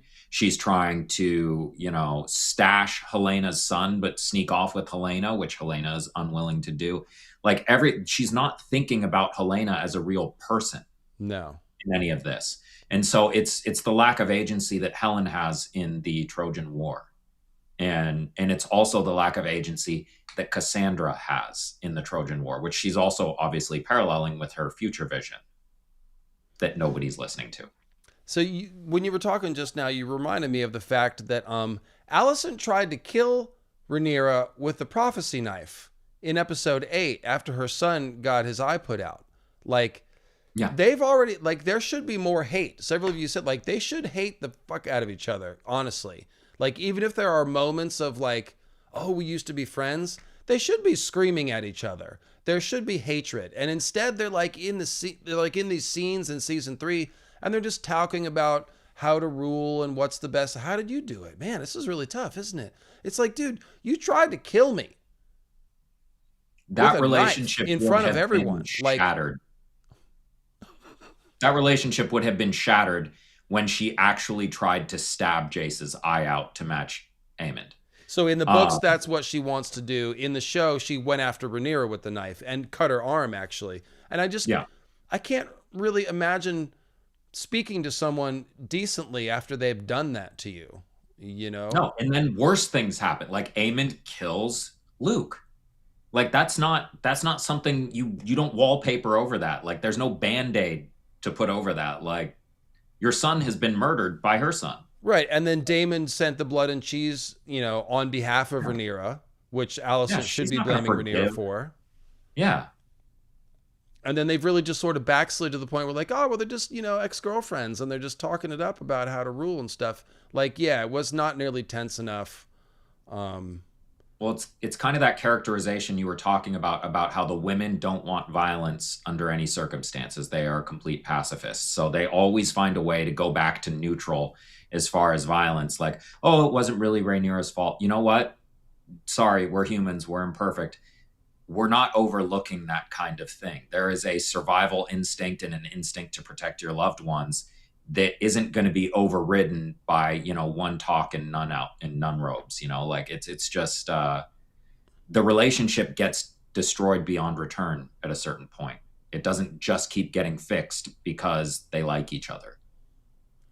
does Allison ever mention Rhaenyra killed her father? I think obliquely once.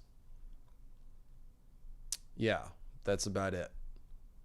Another thing that should have shattered, like all of these things should have shattered the relationship beyond repair.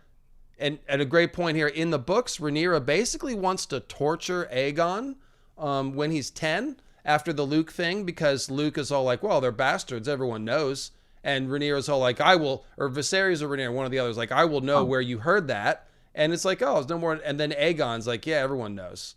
And so, yeah, she wants to torture Aegon to see, like, where did Aegon hear it from or something. So it's like, just, you couldn't even imagine the show Rhaenyra doing that. And it's not to say that it's wrong because it's different.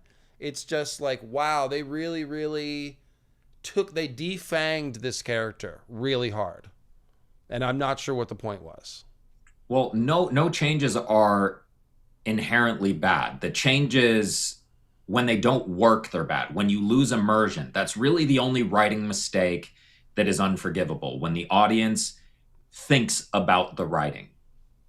If you are thinking about the writing, you're not thinking about the story and the plot as it's happening in front of you. That's really the only unforgivable writing mistake. And too many of these changes seem fairly arbitrary and make us think about the writing. That's the only issue.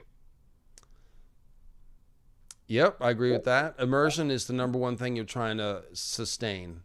And that's the point of discussing plot holes, quote unquote. They only matter to the point where they're taking you out of the story. Not every plot hole is like an actual problem. Sometimes if you Sure. think of something like 2 weeks after you saw the, like, oh, wait a minute. Like, no, did you enjoy the movie? Were you immersed going through it? Then it's probably fine. Yeah. Yeah. Yeah, Rhaenyra said that Aemon should be sharply questioned. That was the phrase, which means, you don't sharply question a 10-year-old. No, and like, where did you hear it from? Aegon. Aegon, everybody knows. And it's like that. The implication is that she wanted the same punishment leveled on him that Viserys said for everyone else, which is cutting off the tongue of anybody who suggested that Rhaenyra's kids were bastards. And that's where I find most of my actual legitimate criticism for the character of Rhaenyra. Like, what did she do wrong? Most of her mistakes are when she's princess. She, I know the Harwin situation was tough. She's in love with Harwin and she's got a political marriage to a guy that's gay and has no interest in having children or whatever. But having 3 of Harwin's kids created a situation where she left King's Landing because she was tired of everyone calling them bastards and she wanted to protect them. And so she moves to Dragonstone for the last 9 years of Viserys' rule. And that's when the Greens consolidate their power and get ready to take over when Viserys dies. Rhaenyra doesn't even hear about it for several days because she's not there. And she's not there because she had these kids that she now is insecure about. And on the show, we see that she basically pissed off Corlys, who was by far her best advisor and by far her best chance at ruling King's Landing in a, reasonable way. What was the issue? The issue was, I can't acknowledge your bastard kids because I've got kids that people know are bastards, and that makes it uncomfortable for me. So that's the main place I criticize Rhaenyra, is like that whole situation. It didn't set her, like, she wasn't preparing to take the throne. Right. And we also see when she does take King's Landing in the war, she doesn't really have a plan about what to do once she's taken it. Yeah, well, and when we criticize these characters, to be clear, we're criticizing them in their decisions. We're not criticizing the fact that they're written that way. It's okay for characters to have flaws. That's how the plot moves forward. So when we criticize it, we're saying, if this was done a different way, the plot would have gone a different way.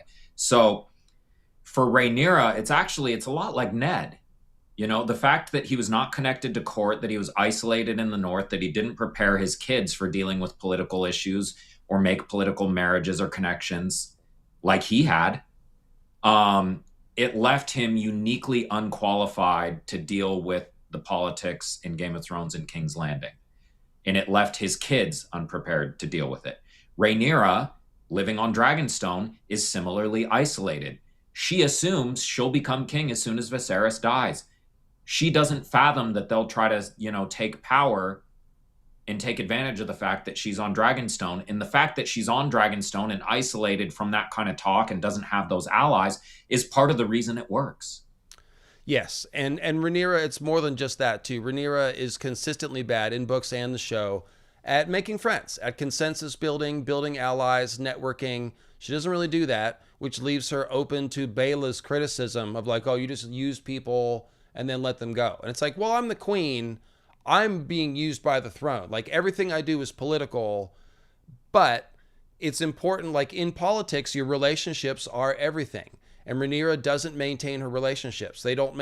I'll put Daemon in there too. They collectively do not maintain relationships with the new Dragon Riders. They don't maintain their relationship with Corlys. You see how quick Daemon is to turn on Corlys and accuse him of things at Tumbleton and stuff. So they never have had appreciation for those guys. And you even see it with Rhaenyra as a teenager in Storm's End.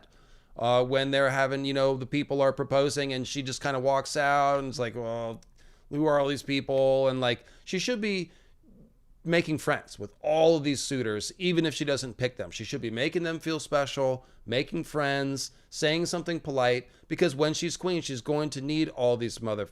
You know what I mean? And so, that is a legitimate flaw that they have written in, that they have kept from the show to the books. But that's another one where we can look at Rhaenyra and say, yeah, she just was not maintaining her relationships.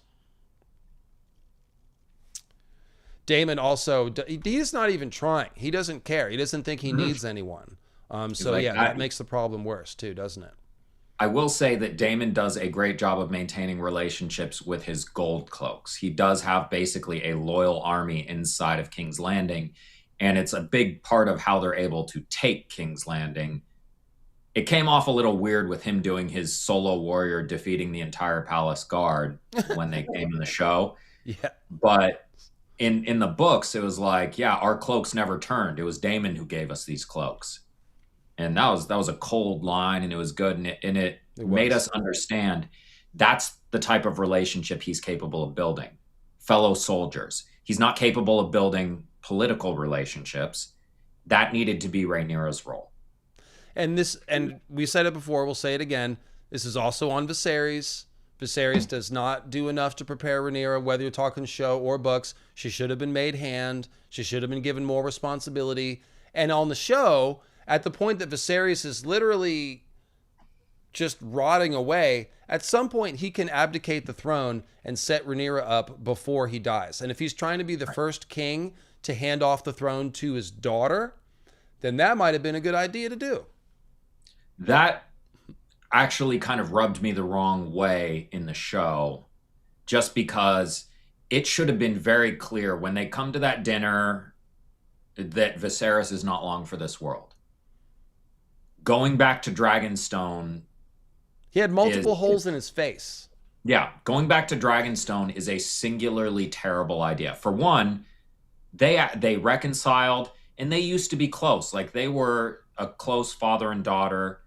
They lost her mother, and there was tension in their relationship, but they basically resolved that. You would think she would want to be around for her father's death, for one. For two, how are you going to leave when you're about to assume the throne? And this is independent of anything of like it's a bad power move letting other people run the capital when and possibly usurp you. That's a completely separate argument. This is just, poor rulership of, yeah, I'm probably taking the throne in the next couple weeks. Dude looks like Two-Face. Maybe not a time to go sail back to Dragonstone. Maybe I start preparing. And again, this is not poor writing. This is Rhaenyra has created this situation because of the situation with her children. So Sure. you could Yeah. even say that, like, she should have just owned it and told everyone to F off. Like retreating to Dragonstone after Harwin got in the scuffle with Kristen Cole just makes everyone sure that there's something to hide there. That's kind of what Viserys did. Viserys is like, no, these are my grandchildren. You kidding? They ride dragons. Jacaerys here is going to be king one day. Like there was, and we're tearing out the tongues of anyone who says otherwise. And Rhaenyra kind of was almost like visibly insecure about it instead of just. It's like if they're not bastards, then don't act like they're bastards. Well, and there's a lot of parallel here to Cersei, who has also three bastards. One of them's name is Joffrey. It's a big motivating force behind a realm-wide war. Yeah, it's just, obviously there are different circumstances surrounding it, but we not seeing them own it, for one, is a problem, but also just the way that it is perceived power-wise. It's so problematic. They went about it in the worst possible way. It could have worked any number of ways if they had navigated it skillfully politically, but she does not have any interest in rote politics. And that's not a criticism of the show. She's very consistent with that. And now that she's having trouble ruling, that is consistent. We believe that. It's actually good for the show to be that consistent. What's not good and consistent is she's no longer decisive. Yep. I think we've covered it. That's all really well said. You're on fire today, Sean. The chat is liking your comments and analysis. Appreciate that. We just got to get you early in the day. That's what it is. You're It's just a sport coat, really. Okay, so let's make a change of topic here a little bit. This is one that my manager, Maynard James Plum, has been talking about all season. The dragons really were the stars of the show. The idea that they have their own will. I love that. I am not one of those people that had any issue with like, oh, the dragons don't always listen to people. Like, yeah, dragon's not a slave. Drogon doesn't listen to Dany. It's not a skin changer bond where you're like wearing them as a skin suit. It's just a psychic link where you can communicate your emotions to each other. So all of this characterization has been 100% perfect and in keeping with canon, in my opinion. And I think it makes sense. I wouldn't like a show where the dragons are just horses and they just obey. Right.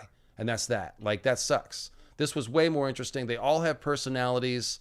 There's lots of cool little moments. Caraxes drinking water. Caraxes popping his head through the door. Everything with Sheep Stealer. Vermithor and Silverwing necking a little bit. Like, all of these, we live for this stuff. Really well done. They sprinkled it all through the show. And it just kills when they get injured. Like, that Sheep Stealer scene was by far the most upsetting scene of the season. Right? Yeah, we criticize a lot of stuff about this show, but I have no criticism for the way that they've done the dragons. I'm upset with how they handled Nettles. Nettles should have been in the show. But Nettles dragon, sheep stealer, no notes. Fantastic. And social media lit on fire about our perfect underboy not listening and paying attention. Yeah. Yeah, sheep stealer stole the show. They started calling him show stealer instead of sheep stealer, They and did. that was They good. did. And I've always loved Caraxes. He's always had an excess of personality, and I love it. And his partnership with Damon is fantastic. Yeah, Tessarion getting defensive and protective of Daron when Ormond was being manipulative, like that was great. It's like, oh, the dragon knows this is not a safe, this is stranger danger, you know? And it was also really nice with Gwaine because Tessarion got pissed off, but there was nothing threatening about it because Tessarion knows to trust Gwaine. Yeah, pretty awesome. Pretty awesome. Helena met the fate that Bran saw in his vision, What are we which talking about here? Are we talking about like green seers falling onto the spikes? oh, the falling. Yeah, Bran is dreaming of falling. Talking Yeah. about, oh yeah, that is an interesting comparison because there's the other dreamers impaled on the spikes, and Helena fell into the spiked moat. I'll have to think about that. That's a good one, Slushy. There's definitely are written as parallel situations. They're both dreamers Yeah. flying or not flying. Yeah, that's pretty good. There Shout may out not be Slushy. anything super cryptic there. It may just be like a thematic thing. Like you're given magic, it's a dicey thing. Like you could easily end up on the spikes, and some people do. Yeah. Slushy's always posting stuff like that on my Discord. Shout out to Sean's Discord and my Discord. Appreciate y'all making the community what it is. Yeah. So yeah, the dragons were great. Let's talk about Nettles and Reyna. I see people wanting to talk about that now since we brought up Sheepy Stealer. I don't have notes on this, but we can just talk about it. Mm. I think I don't know that I have anything different to say than what I've said, which is like obviously they should have put Nettles in my opinion, for a lot of reasons that Reyna can't replace. That said, the Reyna plotline itself, sometimes I really liked it and sometimes I didn't. The things that I liked, the moment where Daemon discovers that it's her, and Daemon is just like trying to figure out what the hell has happened, and he's feeling guilty about his kid, and he tells her to leave the dragon, but he won't force her to do it, and like he's obviously super upset because it's just like, oh, this is such a big problem, and Reyna's grief there. Her desperation is like, you know, I'm nothing without a dragon, and I was trying to help, but like I bought that scene. I thought that scene was really good. And I liked the Battle of the Gullet. I liked her claiming the dragon and then making the mistake of flying right into the battle because she sees there's a battle and she wants to help and then it goes sideways. I loved that. I loved how the Battle of the Gullet looked. I liked the dragons being interacting in it. I thought Jace's death was really good. But then some of the other Sheep Stealer stuff with Nettles was a little whack. There were some episodes and scenes where they were just sort of passing time, and And they didn't have the time budget to do that. no, But they they really didn't. It felt like a disproportionate amount of time that we spent to them compared to some of the other secondary and third characters. And it's like, it just felt like almost like Ryan and the team were focusing on it to try to sell it to us because they know that this was such a big change. They're like, no, this is really good. Look at it. Yeah. And in terms of the basic plot points and how it was done and individual scenes that you talked about, I actually really like the Reyna storyline. I don't like that it replaced Nettles. Like they very specifically replaced a lower class person with a highborn lady, very close to the throne. And they kind of took away the class consciousness storyline from Hugh, as you've talked about as well. They've really a central focus of the Dance of the Dragons is how this is affecting the small folk. And the small folk end up, without going into spoilers or anything, it has huge connotations for what happens in King's Landing towards the end of and after the war is over. And them not wanting to talk about class politics, essentially because politics that are going on in America largely right now. Unlike a Them not Knight of the wanting, Seven Kingdoms, which embraced it, really did. hell yeah. I have no notes for Night of the Seven Kingdoms. That show was damn near perfect. And then them avoiding it in this show very, very purposefully was cowardly. Yeah, I think I agree with that. And especially like I said, it was there. Like they gave us, they began doing that with Hugh speaking up on behalf of the tradesmen. But now it seems like they just did that scene so that we could see Aegon getting bothered by everybody. And they used Hugh because they wanted to give him something to do. But they didn't have any intention on giving Hugh that class plot. And to your point, the interesting thing about Nettles is not only that she doesn't look Valerian at all, just as Rhaenyra's kids don't look Valerian, nobody knows who Nettles' parents are. And so it's like, well, what's the difference? Like, Nettles doesn't look Valerian but rides a dragon. Rhaenyra's sons, her strong boys, don't look Valerian but they ride a dragon. But they're fine, but everyone doubts Nettles and stuff because they don't know who her parents are. So, like, it's just a really... Rhaena can't replace that. We know Rhaena's parentage. She is upper class.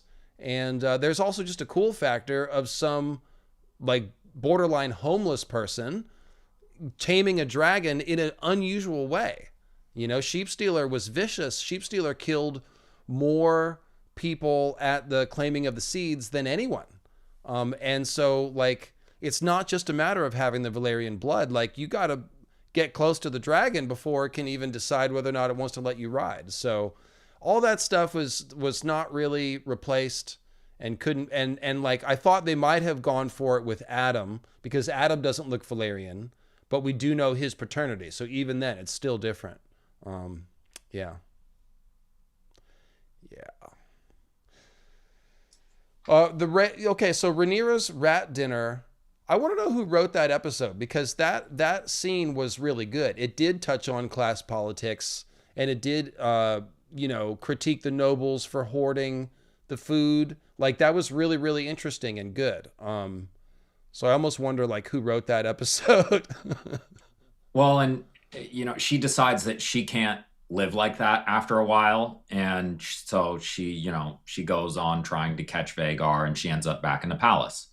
So maybe it's some commentary on class politics, but really she just roughed it for a couple of weeks. And slumming it with Sheepstealer. Yeah, I mean, to your point,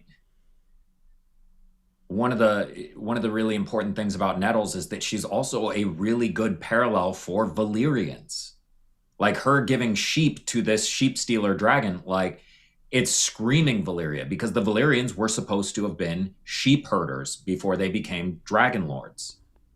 And yeah, it's more that golden age Daemon Valyrian stuff. Like, yeah, this is because before you can work blood magic on a dragon or whatever, you got to get close to the thing. So it makes sense that you would feed it first to make friends with it, and then you can begin using your spells. Yeah, it's helping us understand the process. And like we have the guy from Old Geese in the books who says something like we had an empire with tall pyramids while the Valyrians were still shagging sheep, blah blah blah, right? Mm-hmm. So it's like there are a lot of not just the process of dragon riding, but also just the idea that there's more going on here, like sacrificing sheep, like letting them eat them. It's a lot like the horned animal sacrifice for magical power, right? So Nettles feeds into all of these greater themes that we are now no longer getting because Rhaena happened to find Sheepstealer in the Vale, and Sheepstealer was already cool with her. Yeah. Yep. I did like that. I will say that when they first started putting Rhaena on the Nettles plotline, I was like, that's not going to work. And it did kind of work. Like by the time she had been out there for a few weeks and she finally tied the sheep up to try to distract Sheepstealer so she could go up closer. Like I kind of liked that. It kind of did work by then. So I'll give them some amount of credit. I don't think the Rhaena plotline was terrible. But yeah, a lot of problems when you cut Nettles. And some of the comments, again, the comments of Ryan Condal about all this did not make anything better for anyone. It's just, showed that he didn't really maybe understand why she was so important to the story and why she was so well liked. So Claire Kilner directed and Sarah Hess wrote that episode. Yeah.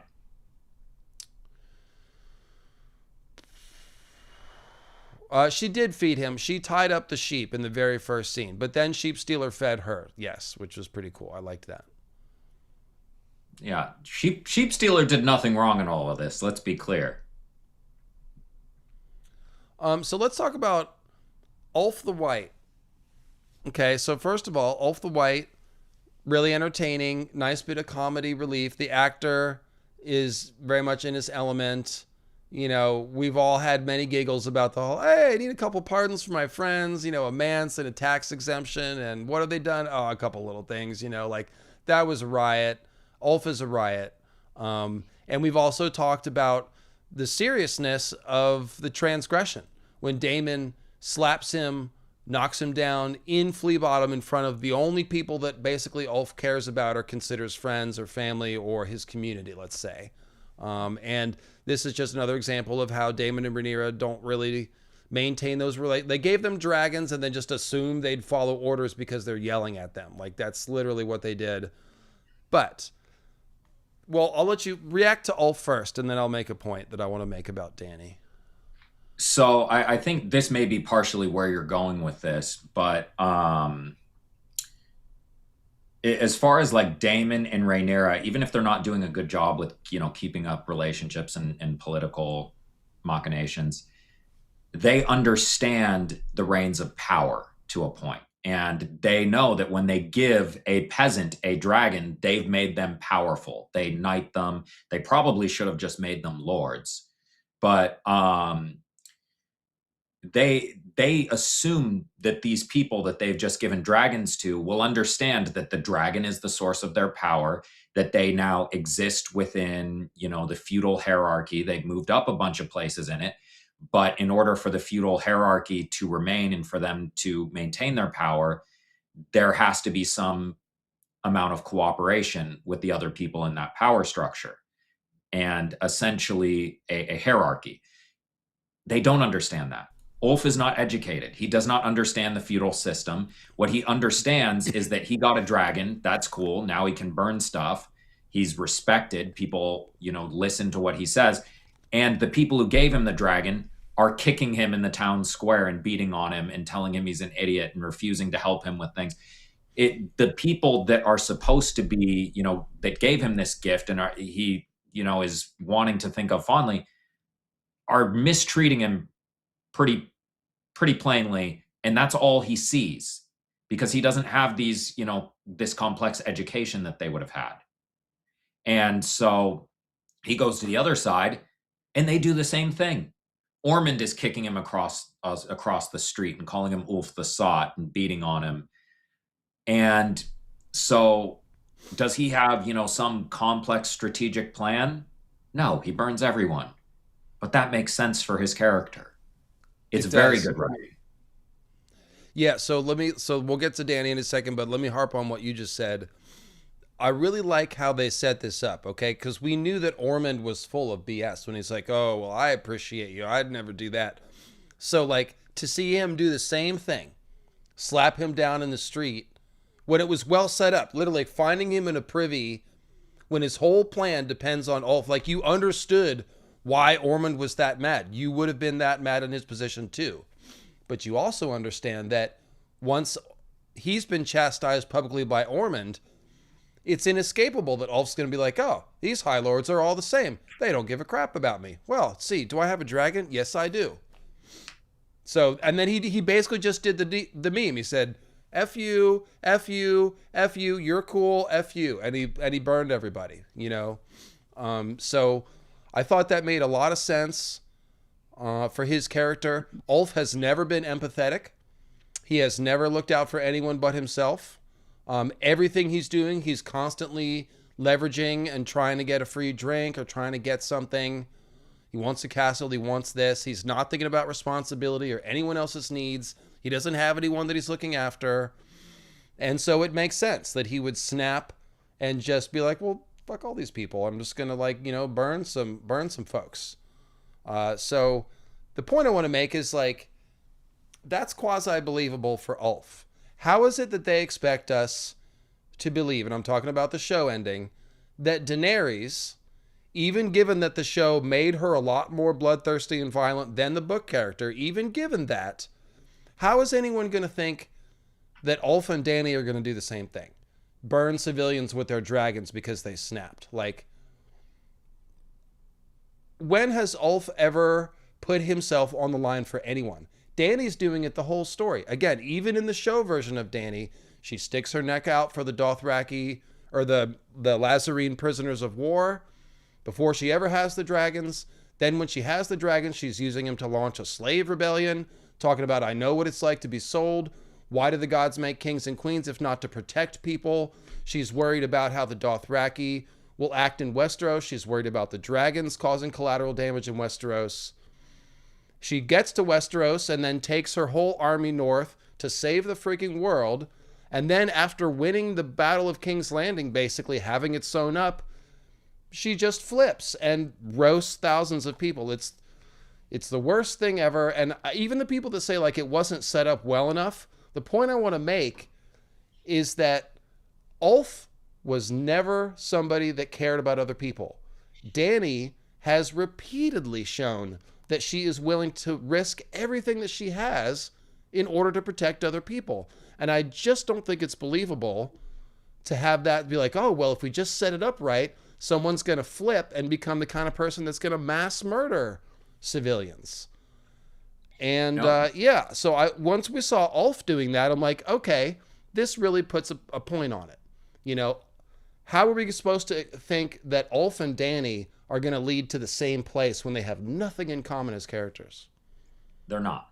They never were. I can't for the life of me understand why they wrote Dany that way, especially in the original notes for the episode where she burns down King's Landing. She was supposed to hit wildfire caches by accident, and that was supposed to cause a huge problem.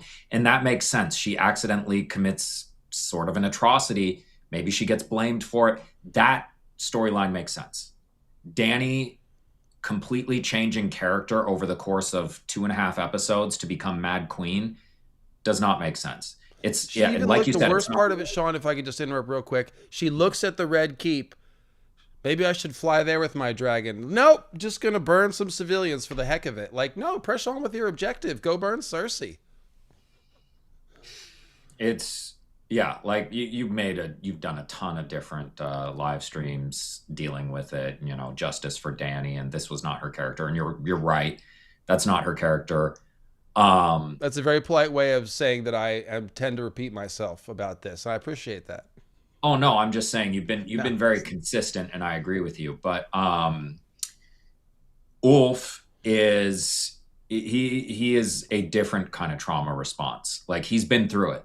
He grew up extremely poor. He was, assaulted repeatedly by somebody who manipulated him, blah, blah, blah. And sometimes that leads to somebody who is in a trauma response becoming narcissistic, focusing only on themselves, whatever they have to do to survive, whatever they have to do to get theirs. And it's very tragic, but it makes sense. And that's kind of the way his character went. And he's consistent that way, and he's well written that way. And we understand why he would do this. Dany's trauma response was very different. She developed empathy for it. She saw her experience in other people and advocated for them and fought for them and sacrificed for them. Her and Jon being self-sacrificial is core to their character, and it's not core to Ulf's character. And it's why Ulf's arc made sense. It's why Jon's arc made sense, and why Dany's didn't. Yeah, Ulf is basically his whole thing is like he's insecure about his own self-identity because his own self-worth is in the toilet because he's a lousy person, and he knows that. He's never done anything to be worthwhile to anyone. And so he's a drunk. What's that? He knows he's a drunk. Yeah, and a tall tale teller. He's basically settled for having satisfaction in life by getting people in the bar to laugh a little bit when he tells a story. That's what he's got. And so when he is disrespected and not accepted into high society, when he's not accepted as Ulf Targaryen, he's like, that's really all he's interested in. Yeah, so it's not that Ulf is mad. Like, mad is probably an overused word, really. Like, it's kind of a cop out. It saves us from doing the work of trying to figure out what somebody's motivations actually are. So I'm not a huge fan of that. Like, Mad King Aerys is mad. Right. You could still sort out his motivations a little bit, but that guy was deranged. Like, he was disconnected from reality. That's not Ulf. Maybe some prophecy torture chamber in there. Oh, Ares has a section. Yes. Yeah. Yeah. Yeah. Not so. And you're right. Yeah. Grey Waste Tim in the chat.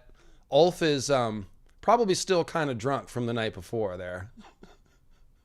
Yeah, burning under the influence there. He's doing some things, but this is the problem, maintaining that relationship. Neither Rhaenyra or Ormond do very well there, because Ormond can't, hide his disgust of Ulf, and Rhaenyra does not know how to deal with him being incompetent or, not understanding their world. But so one thing that we're seeing, Sean, is like when people don't feel like they have enough power, sometimes they just they control the things they can control. Okay, so right. Ulf is disrespected, and he's like, well, one thing I can do is climb on my dragon. They'll respect me then, Yeah. And same with Helena. She stops eating. It's one of the only things she can control. And that is often why people do things like that when they are struggling with depression or something that makes them feel like they can't do anything.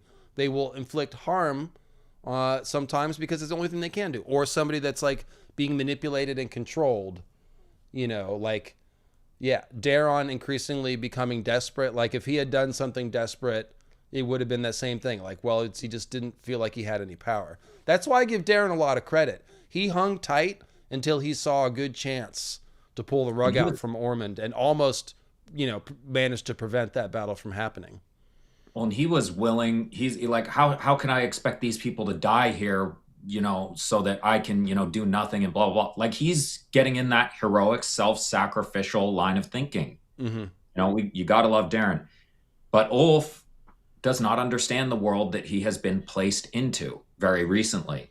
He's lived his entire life, 50-something, never having touched anything, in terms of nobility or, understanding war, anything like that. So he sticks, kind of like you said, he jumps on the dragon. He sticks to the things that he understands. And, all he understands is that, whether it's all men, nobody's letting me have a drink with the lads.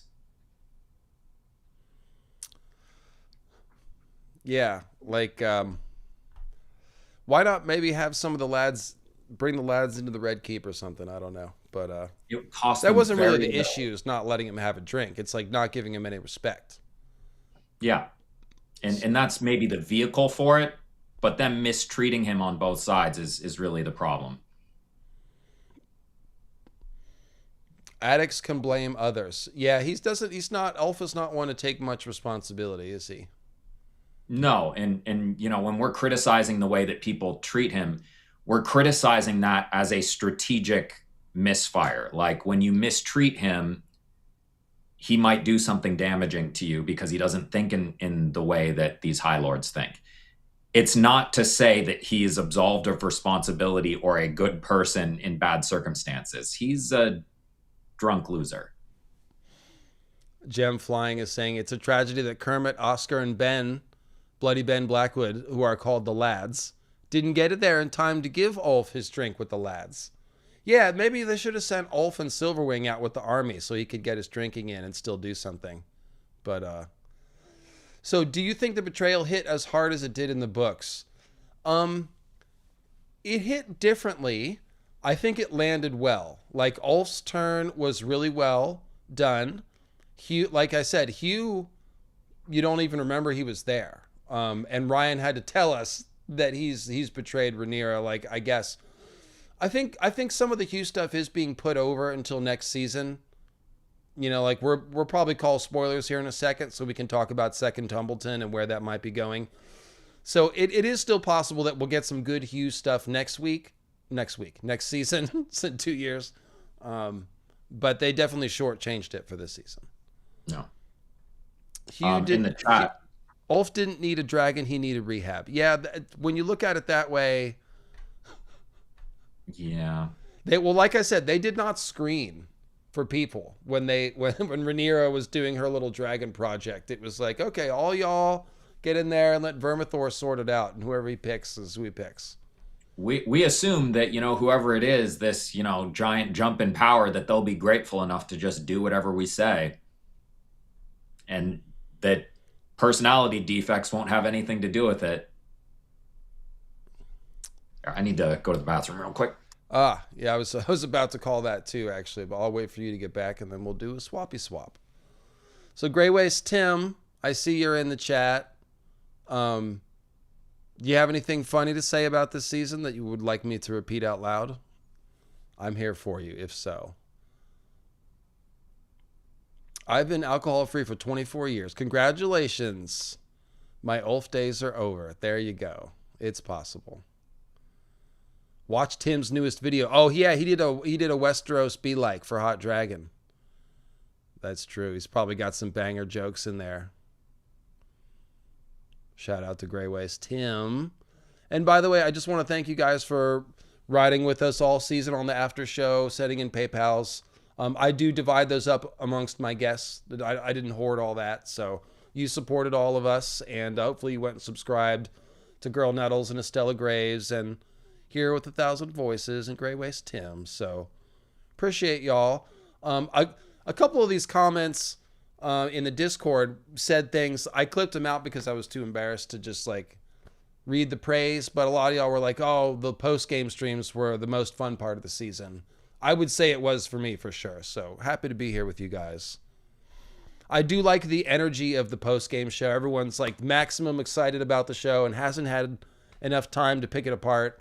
And then we just, talk about it right then. So I do like that. Let's hand people who've never had any kind of power in their life the greatest power in the world. What could go wrong? Yeah, and they did it and then didn't really take any safeguards. That was my whole thing. It's like you didn't see them counseling Ulf and Hugh and Adam in the ways of being a Targaryen or a Dragon Lord. A little Valerian scroll reading session every day for the boys or something. Like, they had no reason to think they would be loyal. Tim says, I swear I'm working on a real video. It's just going to be a monster and very different from what I've put out. We go and experimental on this one. Oh, that's cool, Tim. Look forward to seeing what you're cooking up. Request, I get you, Tim. Request to break down the tapestry. I don't think I'll probably end up doing that, Stephanie. Not because I don't want to, but because when I do produced Hot Dragon videos, they just don't get watched very much. And when I do Ice and Fire lore videos, they do get watched a lot. And I'm a lot more passionate about the Ice and Fire lore. I think I have seen some people do some pretty good breakdowns of it. And I did notice that there is a blue eye stabbing icon on there, which y'all know what that is if you've read Fire and Blood, obviously. But the Night King is on the tapestry, not Rhaenyra. Okay. Interesting interpretation. What's the name of the Discord and how can I join? There's two ways to join. And one is to the join button on YouTube right next to the subscribe button. That makes you a channel member squisher. $5 a month. You get a couple perks in the chat. That'll get you an invite. And if you join Patreon, which you can do for free if you, tight on money. A lot of us are. Economy's tough. You can join Patreon for free, and that'll get you a Discord invite. And or you could also just join Patreon the normal way and pay me money, and that'll get you one too. I need to post a new Discord invite, actually. It expired yesterday, so I will do that as soon as the stream is over. I probably need to do the same. I'm not good about that. And let's see. I need you to rip on something so I can run to the restroom. Well, you had a couple takes that you wrote down before we got on. I did. One is I had a list of people who deserved more screen time. And the other was the Targaryen conqueror route, where you have Save Um, that because I want to talk about that. Why don't you go back to we listed the characters that sort of did well in the adaptation. Yeah, so why don't you hit the other side of the coin? Just literally 30 seconds. I'll be right back. sure. All right. So I have a few characters that either they were very good and compelling characters in Fire and Blood or Ice and Fire, any of the or any of the different books that this is an adaptation of. Like I think my main one was Black Alley. I was not happy with the way that they handled her. She deserved better is the thesis, but she has one line. It is a bloodthirsty line about wanting to kill a bunch of people in Tumbleton, and that is pretty inconsistent with her character. This is the person who, at risk of spoilers, she ends up marrying into a family that we know very well in the modern story. And that love story between her and that character is largely because of her empathy. And talking about wanting to kill a bunch of people in a town of civilians, that's severely lacking empathy. And not only that, but the character herself, Black Alley, if you've read any of these books, she's super cool. Um, she's an archer in the woods. She's got this rep as being, fearsome and cunning, and she's a big part of the war effort. She's teaching her nephew Bloody Benjicott Blackwood how to fight and rule, and she's just this very interesting character with a lot of build up, a lot of aura. And on the show, she's just some chick in eye black. Just a lot of extra eyeshadow and eyeliner, and she gets the one bloodthirsty line that's inconsistent with her character. So I would have liked to see them really, bring up that character who will be important later beyond aura. They also killed her relationship with Sabbatha Frey, who they made an older woman when they were kind of two women in the trenches, succeeding in a man's world. And we lost that story, unfortunately. Um, but yeah, it all around unfortunate. She's the first on the list of characters who deserved more screen time and characterization. What about you, Dave? Who do you have? Well, I just to say something about Black Alley and Sabbatha, and also Lena Valarion. One of the criticisms about like the characterizations of Allison and Rhaenyra is that they have the other female characters that should have been foils or echoes or points of comparison for those two have just been minimized or just disappeared altogether. And it sort of it loses something.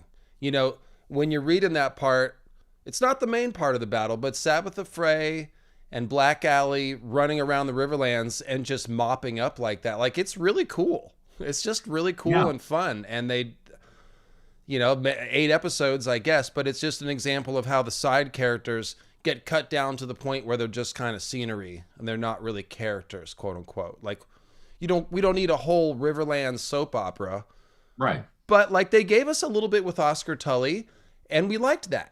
Like he became a real character for us because we saw him go through a challenge and meet the challenge and speak truthfully and command the moment there. That was just right. That was like just the right amount of side plot. Ulf, same thing. Like just the right amount of screen time to develop it and have it make sense. And then other side characters just didn't get that. Like Black Alley's just not even there. She's just a person with eyeshadow. That's literally Yeah. it. Like, And a bloodthirsty line that is inconsistent with the character she shows herself to be. So, yeah, I didn't like that. It's also, we lost an important symbolic connection. Like you're talking about her as like an echo and a foil. She is. She's in the same naming variant as Alicent, Alice Rivers, etc. But Black Alley. She's meant to be this dark, shadowy figure that emerges from the woods. She's the shadow of the woods. Her and Sabbatha Frey, who is another very obviously green character. They have all this green man symbolism or green woman symbolism. And it's just unfortunate we lost it because they are meant to counterbalance the green Alicent, the Alice Rivers, with her devil's bargain with the green seers. And and we don't have that counterbalance. We don't have that foil. And so it hurts the characterization of some of the characters who are more major characters meant to be shown a certain way through other characters. Yes, yeah, that parallelism, and it seems like they're maybe not really good with that technique because, like we said, they felt like they have to keep putting Alicent and Rhaenyra in the same room in order for us to think about them together, instead of just paralleling them. So yeah, I'm actually putting out the Discord link right now for Squishers. I'll get to Patreon later, but if you join YouTube Squisher right now, you will get it. So there you go. I just wanted to put that up because otherwise I might forget. And we have 849 people here, which is about 60 more people than Quinn the GM has in his stream that he apparently is doing right now. I just looked when I clicked on YouTube. He's also doing the exact same stream that we're doing, season wrap up. And we have 50 more people, which I'm being silly. The great thing is that we have, if you put those numbers together, we've got 1,700 people here on the Sunday after the show is over, excited to talk about it. So there's apparently just enough that the show did right to make people excited and give us fans like something to at least argue about, right? And at the end of the day, I do think that's my opinion on House of the Dragon. And let me go back up to my first point. And by the way, shout out to Quinn the GM. Really appreciate his presence in the fandom. All of us YouTubers have a little list of channels that our watchers watch the most. So I know there's a ton of people that watch both of our channels, and you know, he doesn't agree about Great Empire of the Dawn theory. I don't love John Connington as much as he does, but like I said, everybody that's making good videos is keeping the fandom going, and he's been one of the best people to come on the scene in the past few years. Feel that way about Michael Talks About Stuff too. So shout out to him. And thank you all for hanging with us. Appreciate that. Yeah, we're all part of a community here, and it's not. He was joking about the competition. It's not a competition. The videos recommend each other. Like we help each other. There's a reason that Dave has me on here. It's helping me, you know, and it's nice to have, you know, that cooperation and all that. And I actually watch Quinn. Like I like Quinn's videos. I watch a decent amount of them. And like there's other channels that I don't really like, and I still appreciate them existing because other people like them. But I genuinely think Quinn is doing a great job. Same with Indie Geek. You know, those guys are covering all kinds of great stuff. So, and also in a different way than I do, which is cool. So we've all got our little niches. But the books are still the books. This is one of the points I wanted to make here, is that I totally understand people ripping on the show, criticizing the show, being very unhappy with the adaptation. Like, I understand the book fans going, oh man, why didn't they just do what's in Fire and Blood? I get all that. The thing I don't get is being like emotionally upset about it as if they are rewriting George's books. Fire and Blood is still there. You know what I mean? Like, A Song of Ice and Fire is still there. We can go and visit Dany that isn't burning people alive. It's fine. Yeah, and shout out to Fantasy Haven with his cartoons and his Frey knowledge. Well said, Grey Waste Tim. But you get what I'm saying. Like, for me, if you're a book fan, which I obviously am, then like nothing the show does is going to like upset me that much because they're not changing the books. And so I just want to remind everybody that they're different, and, you know, it's okay. And it's okay if the show sucks a little bit too. Like, it's still much better to have a dragon show than to not have a dragon show and to have people not interested. Yeah.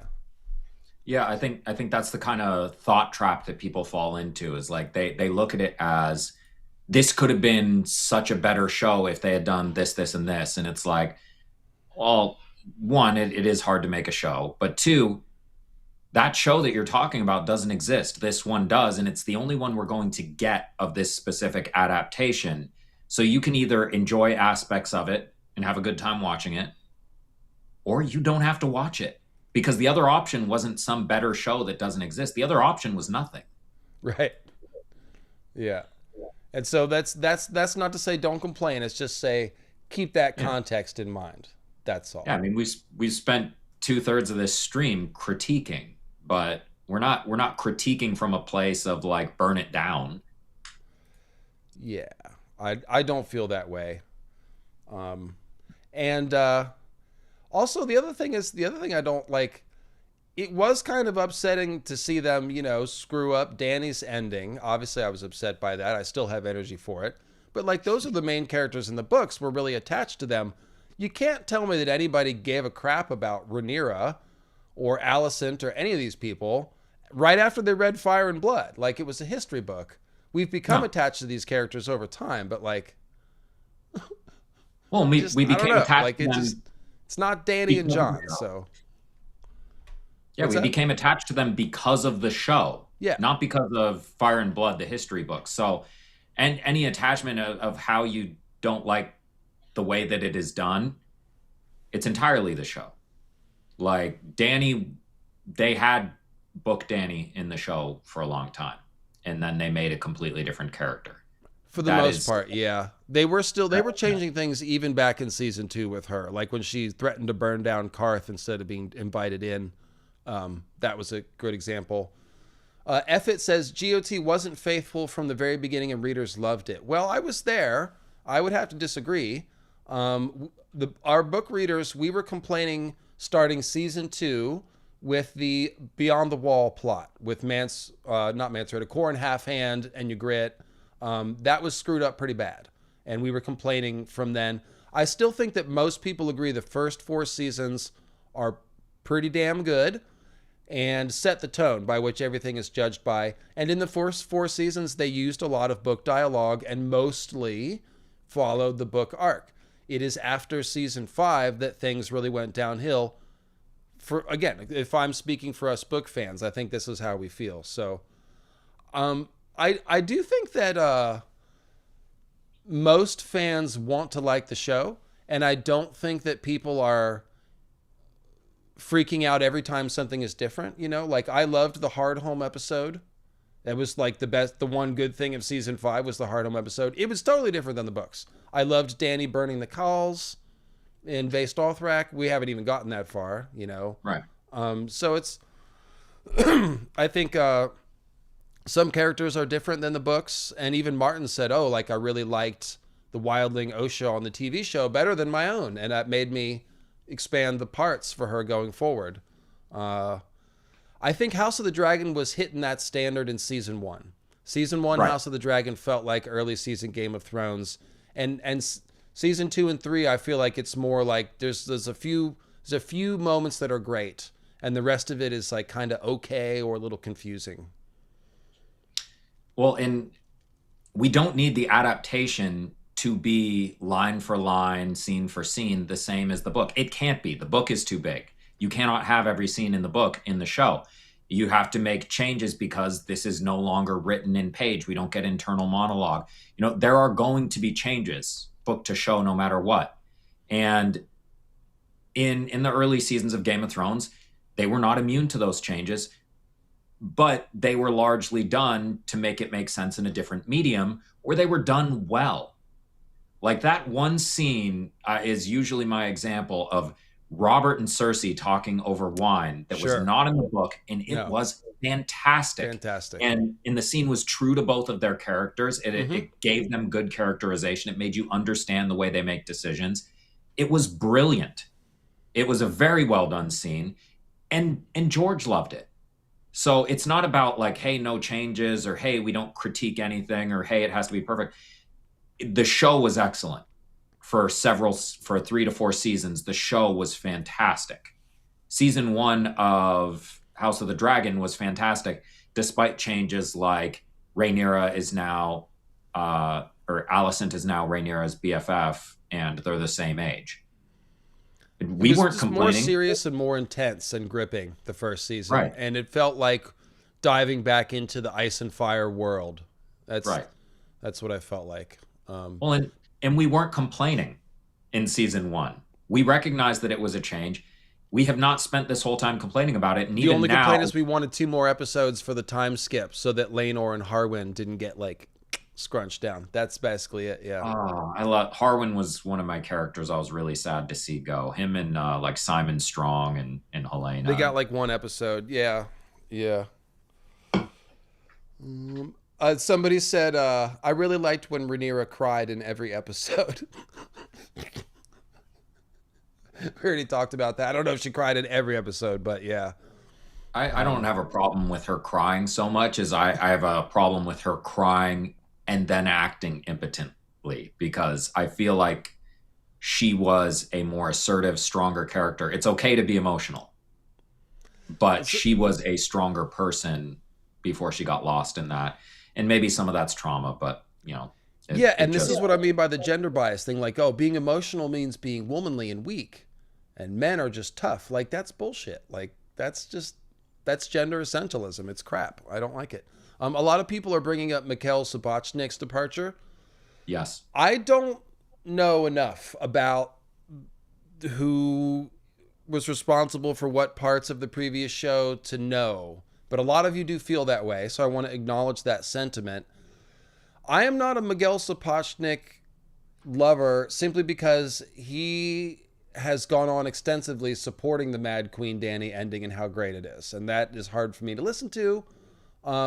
But I do know that most people attribute like he's the battle guy. Didn't isn't he known for like the battles and stuff? Yeah. Not I that will that's the only say thing. that whatever opinions he has, he is a very talented director, among Okay. other things. Well, there you go. So perhaps his loss was felt.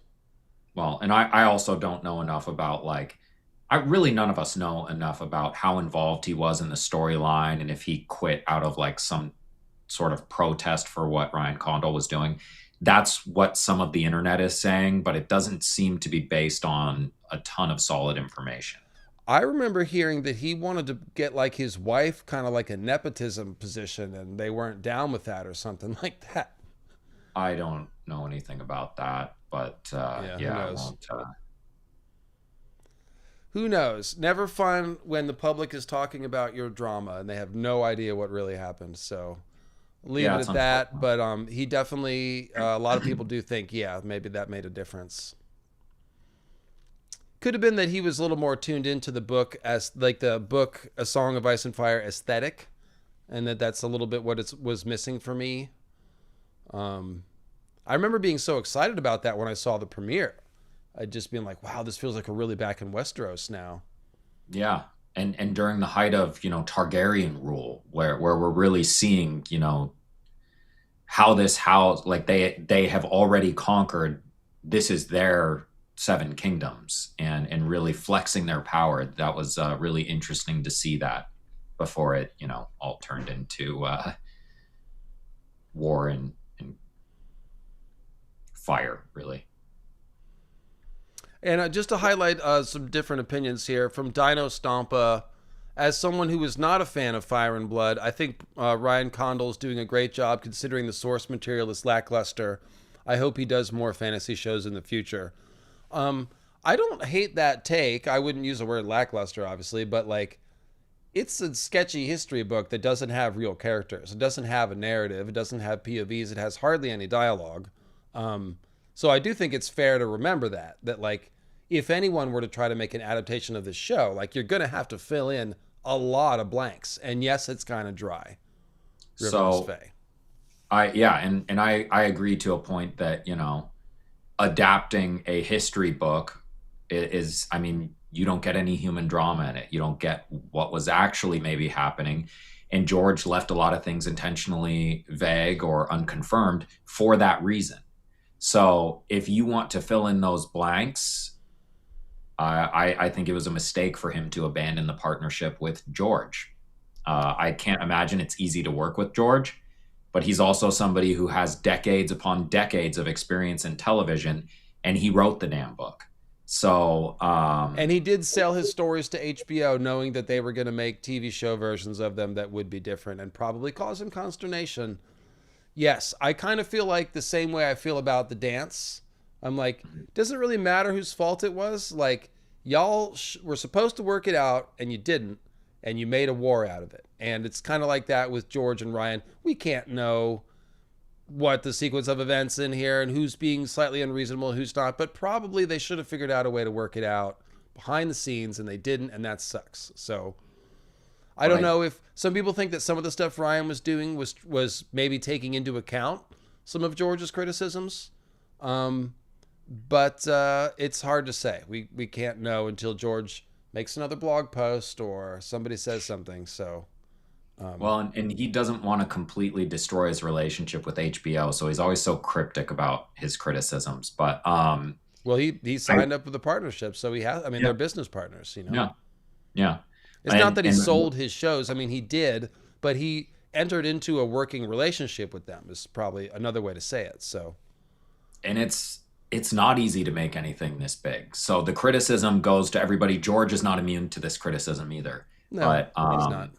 what I will say is that the best adaptation so far for my money is Dunk and Egg. Oh, And that's not even close. Yeah. yeah, like maybe you could say that the first few seasons of Game of Thrones were a better show, but the best adaptation is Night of the Seven Kingdoms. And that is a fantastic partnership. I love how much Ira Parker loves the source material. It's He is cute. It clearly- is yeah. definitely. You have to love what you're doing. You can tell when something is inspired and when it's not inspired, you know. Even within the different plot lines of House of the Dragon, you can tell which ones the writers are fired up and have something to say about and which ones they feel like they have to do. Yeah. A Knight of the Seven Kingdoms, my only son, says Grey Waste Tim.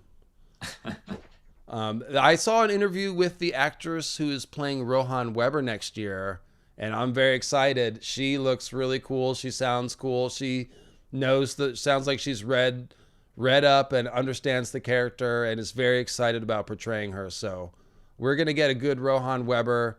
We already know Dunk and Egg are going to be great. So yeah, next season's going to be sick. Oh, really Rohan's like pretty. him. What are you talking about? Rohan's mad pretty. I also really like the actor they got for Sir Eustace. It's going to be a very different Sir Eustace we get. Oh, I didn't but see. he's a very respected Scottish actor. You saw him on The Rings of Power. He was, Durin, who's not like the friend of Elrond. It's his father. Is Oh, playing okay. Eustace. Oh, he was very powerful. Yeah, he's in Harry Potter. He's in a bunch of shows and movies going back all the way to like Train Spotting. He's a very well respected actor. Peter a Mullen. lot of presence. What? Peter Mullen. Yes. Yeah. Let me just pull up his image for everybody. Another very distinctive voice. Yeah, that's him. That looks like Eustace Osgrey to me. Yeah. Right. Look at this picture. I mean, that's He's gotten a bit older, but he has a very powerful aura about him. cool. Well, that's going to be an incredible season then. Come on. That's Yeah. going to be incredible. Everybody, and even the guy they got for Brown Bennis, excellent. Like it's just, I mean, they rarely miss with casting in any of these shows. Yeah, and that's kind of why I think A Knight of the Seven Kingdoms works. It's like there's not too many actors. You can let the actors cook in these scenes and write the longer dialogue. And what I'm complaining about with Hot Dragon is like you've got the actors there, you're on location, just like let the dialogue breathe more. But they're always in such a hurry. So the two of you have had this convo about Peter Mullen on another live stream. Oh, I believe that. I'm sure that we did. We did, yeah. I sometimes need to be told twice. Scold has a cool comment about Alice and Woods Witches. Could the local Woods Witches be more together than we realize? Maybe they know each other, similar to other magic groups. If you remember, the Wildlings have like the Skin Changer annual meetup, so that kind of makes sense. The witchy all thing. In many occult teachings, there's always what's that? There's always a balance of power between masculine and feminine. If we have the Green Men, and even the River King, who's the feminine counterbalance? Could the local witches be that balance? Yeah, they could. And I think in a folkloric sense, absolutely. They are like the green seers of the everyday man. Like, to be an actual green seer, you need special blood and you have to have a dream inviting you to the cave. Woods witches are more of the people, but it's a similar mediating shamanistic role. So yeah, I liked that comment. Well, and it's just kind of a natural evolution too. When you talk about all the pagan religions, which even calling it pagan is reductive, we used to have all these nature-based religions in which you had a woman in a shamanistic role like that. Then Christianity comes and takes over, or in this case, the faith of the seven. And then those people are relegated to living somewhat apart from society, living in the woods, appearing kind of mystic, getting fair or unfair, sinister labels attached to them. And so that is very much a real world thing that has found its way into A Song of Ice and Fire. So I was disappointed we never got the fish feed. We got a song instead. That I'm not upset about because they have only a certain amount of money. The big battles take a lot of money. And so it was not a surprise that they were going to cut out some of them. And I liked the song a lot. I thought that was a cheeky way to include it, given that they're not going to be able to do all the battles. So I get it, but also I disagree. Shout out to all the panel members this season. Since we got an Alice Lady of the Waters Rivers reference, I am once again petitioning for an Arthurian Lady of the Lake video or stream. Yeah. We dipped into Arthurian stuff, but we didn't touch that. So Subscribe the Lady to of my the Lake Patreon, held man. aloft for the bosom of the water, Excalibur, signifying by divine providence that I, Arthur, am to be It's in my Patreon. Consult Sean's Patreon. There you go.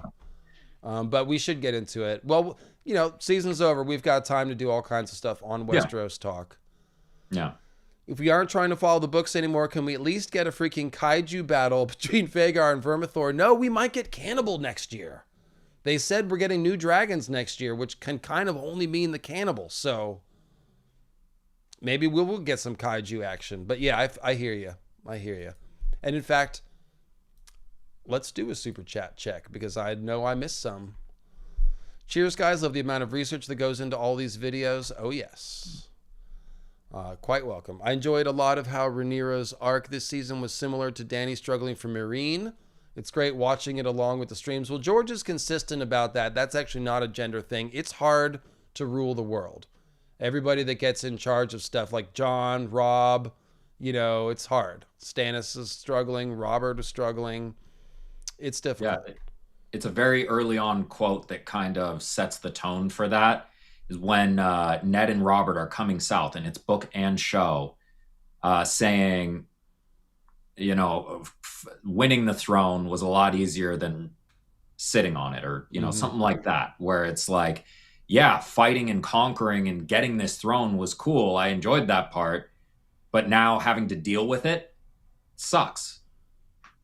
I like how you can see Robert and Ned have this different conception of their youth. Robert, it's like, wenching and whoring and hitting the road like we used to. And Ned's like, I don't remember that really. And then Robert's like, were you ever even young? And it's like, no, he was already old. No, I was born in the underworld, unfortunately. Watching and constantly yelling at screen because any sensible dragon rider would have gone hermit to Essos or screwed off really anywhere else. Tragic. Yeah, I hear that. Especially like Rhaena and Sheepstealer, you might as well have just relocated, right? Go pick those oranges in Essos. Well, shout out to Laenor, Hey, he did, and I hope he was very happy before he is now probably dead. Please do a deep dive on the Odyssey together and include whatever Ice and Fire parallels might be relevant. One-Eyed Cyclops or Cersei. Oh, I got excited when we got to Cersei's Isle. I was like, ooh, I know what's coming. They was a great Cersei. Good. They really did. They did. Out. She was also great on Dune Prophecy. But yeah, is that the funniest Cyclops reference in A Song of Ice and Fire that I always like to point out? You remember that blacksmith who made the sign at the end of the Clanking Dragon? Mm-hmm. He was Heddle, Long John Heddle. Okay. So the idea is he was missing a leg. He has the peg leg and missing an eye like any classic pirate, right? Because Long John it's a pirate name, just like Long John Silver. Okay. And he sits on the banks of the Trident and he learned how to blacksmith. He's a Cyclops. The elder Cyclops lived under the ocean where they had a forge where they made Zeus's thunderbolt and Poseidon's trident. So this guy is sitting on the trident, blacksmithing, and he's got one eye. He's a Cyclops. Well, I've got a Cyclops Amond reference in my Damon video coming up this week, so Oh yeah. honestly, seeing the budget problems and scale, I think animation could work wonders and the gap between seasons. Well, I mean, that's just a different thing. We are going to get the animated Sea Snake show, I think. Pretty sure they will get that one going because that'll be sick. I But would yeah, love to just see. different medium. I would love to see like three-fourths of the spin-offs be animated. I think for a lot of these stories he's trying to tell, animation might be a better medium for it. In a way to get out a better product without having to make compromises. It is really hard to make a really good, long-lasting live action show. Yep, I think it's really important to have the end game in mind and really write as much of it, um, you know, at the beginning as possible. Yeah, we botched that part, huh? No, Jeffrey, I cannot explain that right now. A different time.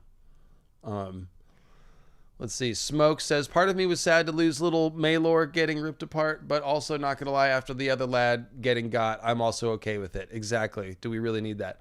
I even am okay with how they're handling the Nettles question for the most part. I'm so sorry, girl Nettles. Steak was cooked well enough for me to enjoy it. Let's see. Embist Mode mentions that they found themselves liking a few of the characters I couldn't stand much before it started. I think, yeah, we like we said, we have a pretty good list of characters that definitely are better, and we liked what they did with them. I kept finding myself asking, what's the point of a lot of the plot lines, though? Why did it take a whole episode to figure out that Farron Malfoy was not Daron the Daring? I liked that plot, actually, myself. Why is Alicent doing anything she's doing? That is an open question. What Fair. ultimately Yeah. was the point of Ormond's sense sensitivity? Well, besides it being fun and it showing how he, like, can't stand the pores, it did pay off with the Baratheon assassination. Some people might have missed that. Like, they were stinky on purpose. That was intentional. Yeah. And he was, like, zoning out in the scene. Like, the sound got all buzzy and far away. Like, it freaks out with bad smells. Yeah. And not even just in that scene. It's part of why he treats Ulf so harshly when he finds him. Yes. It is also when he gets the blood sprayed in his face during the battle. It's part of what kills him. So yeah, they use that pretty heavily.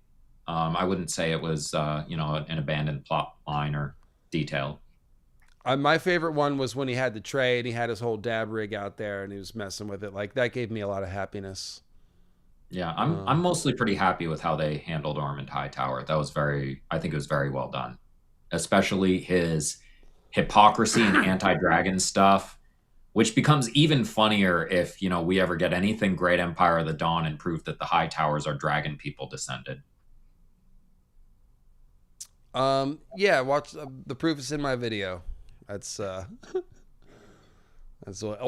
just read about Numenor and you'll see it. So let's go. Let's declare it spoilers. And that is my comeback when people are like, and your Great Empire of the Dawn theory doesn't even make sense. Ancient Andals, I'd be like, bro, it's just Numenor. That's all. It's not some far-fetched crazy thing. It's literally just Numenor. It's Numenor, it's Atlantis, it's heavy-handed. You're not going to get the proof that you want. This isn't, some sort of debate. Like, they were probably dragon riders. Deal with it. They were founded by a guy named Uther, okay? Like, it's like the people who are like, no, there wasn't really any lizard babies. That's all propaganda because Miriam Azdor you can't trust, and you can't trust Mushroom, and you can't trust tie-in of the tower. And it's like, do you think people just made it up that the Targaryens have lizard babies, or is it possible that they're actually lizard people? That's why they could ride dragons. Like, pick up what's being laid down here. Yeah. Also, the Maesters recorded it with two of King Aerys's babies that didn't survive with Rala. So there are a lot of examples. There are too many examples and too many recorded examples for it to not be a thing. People are being purposefully combative when they fight about lizard babies. Yeah. Yep. Okay, so spoiler alert. Hear ye. It's time for the spoiler section. Season 4 question. A lot of people are wondering about this. Will Mysaria be character recycled to become the shepherd that leads everyone to the dragon pit? She would be a different kind of shepherd, is what I would say. She's not a preacher or rabble rouser, but could she take that role somehow? I think probably not, but I don't want to rule it out. What's your take on it?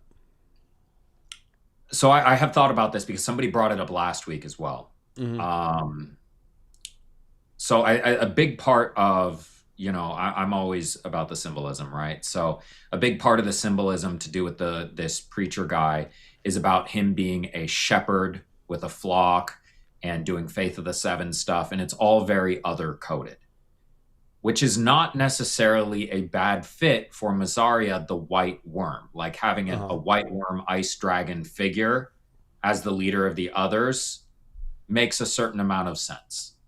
It's definitely a different thing. It's them being led by a Knight's Queen Corpse Bride figure rather than being led by, essentially whoever the stand-in for Craster is, right?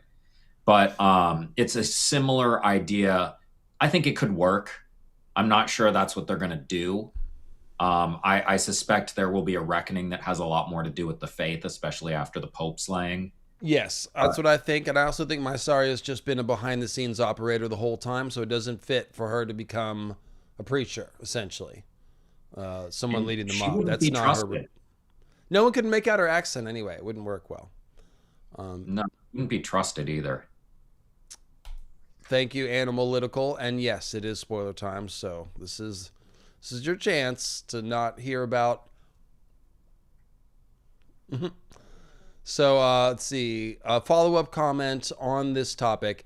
If they end up including the shepherd, I think a new character related to the faith might make more sense. That's just what Sean was saying. This was set up nicely with Rhaenyra killing the High Septon. We're having Alan do it, as well as Helena not wanting to hang out with Dreamfire much. Dragons are evil. Well, that was more of just an overstimulating thing. You get the idea that the dragon probably makes her dragon dream stronger. Dragons amplify magic in general. When it comes to Mysaria, I can totally see the writers having her align with Sylvie again, possibly in a way that's reminiscent of the Game and Pale Hair subplot with his mother Essie and her paramour Sylvana Sand. That makes more sense to me. Yeah.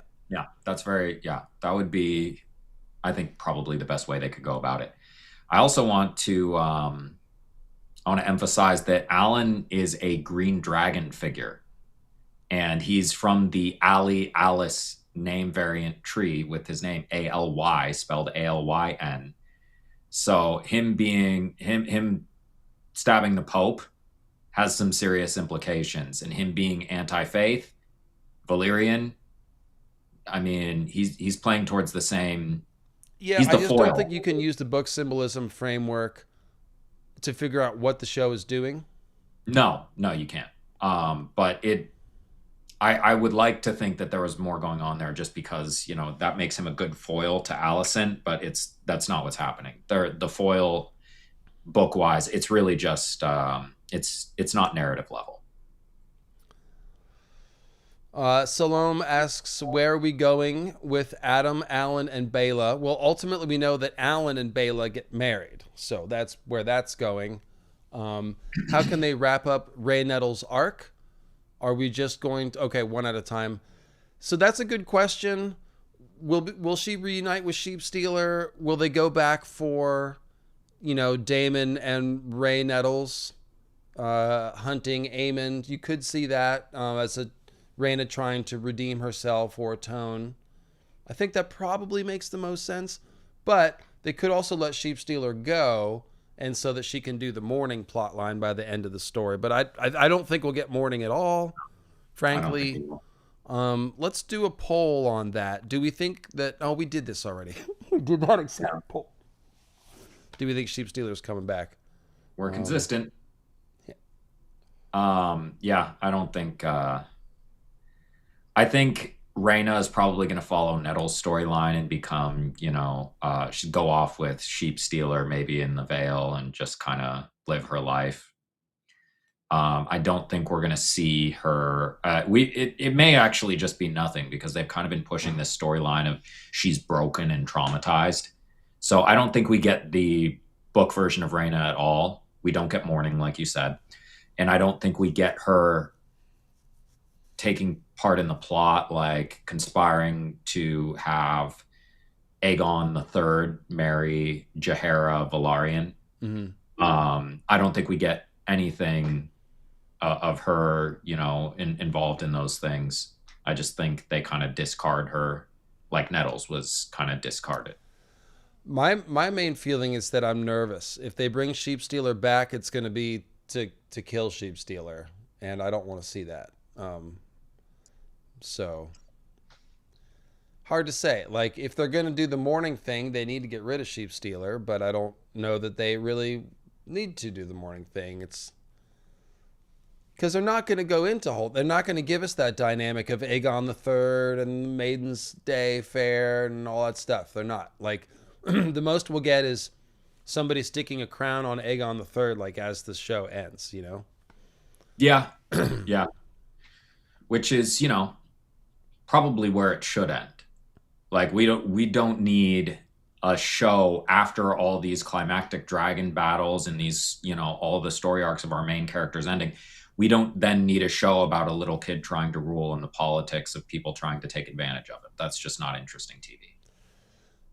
Some people are saying maybe Sheepstealer will take the Grey Ghost plot.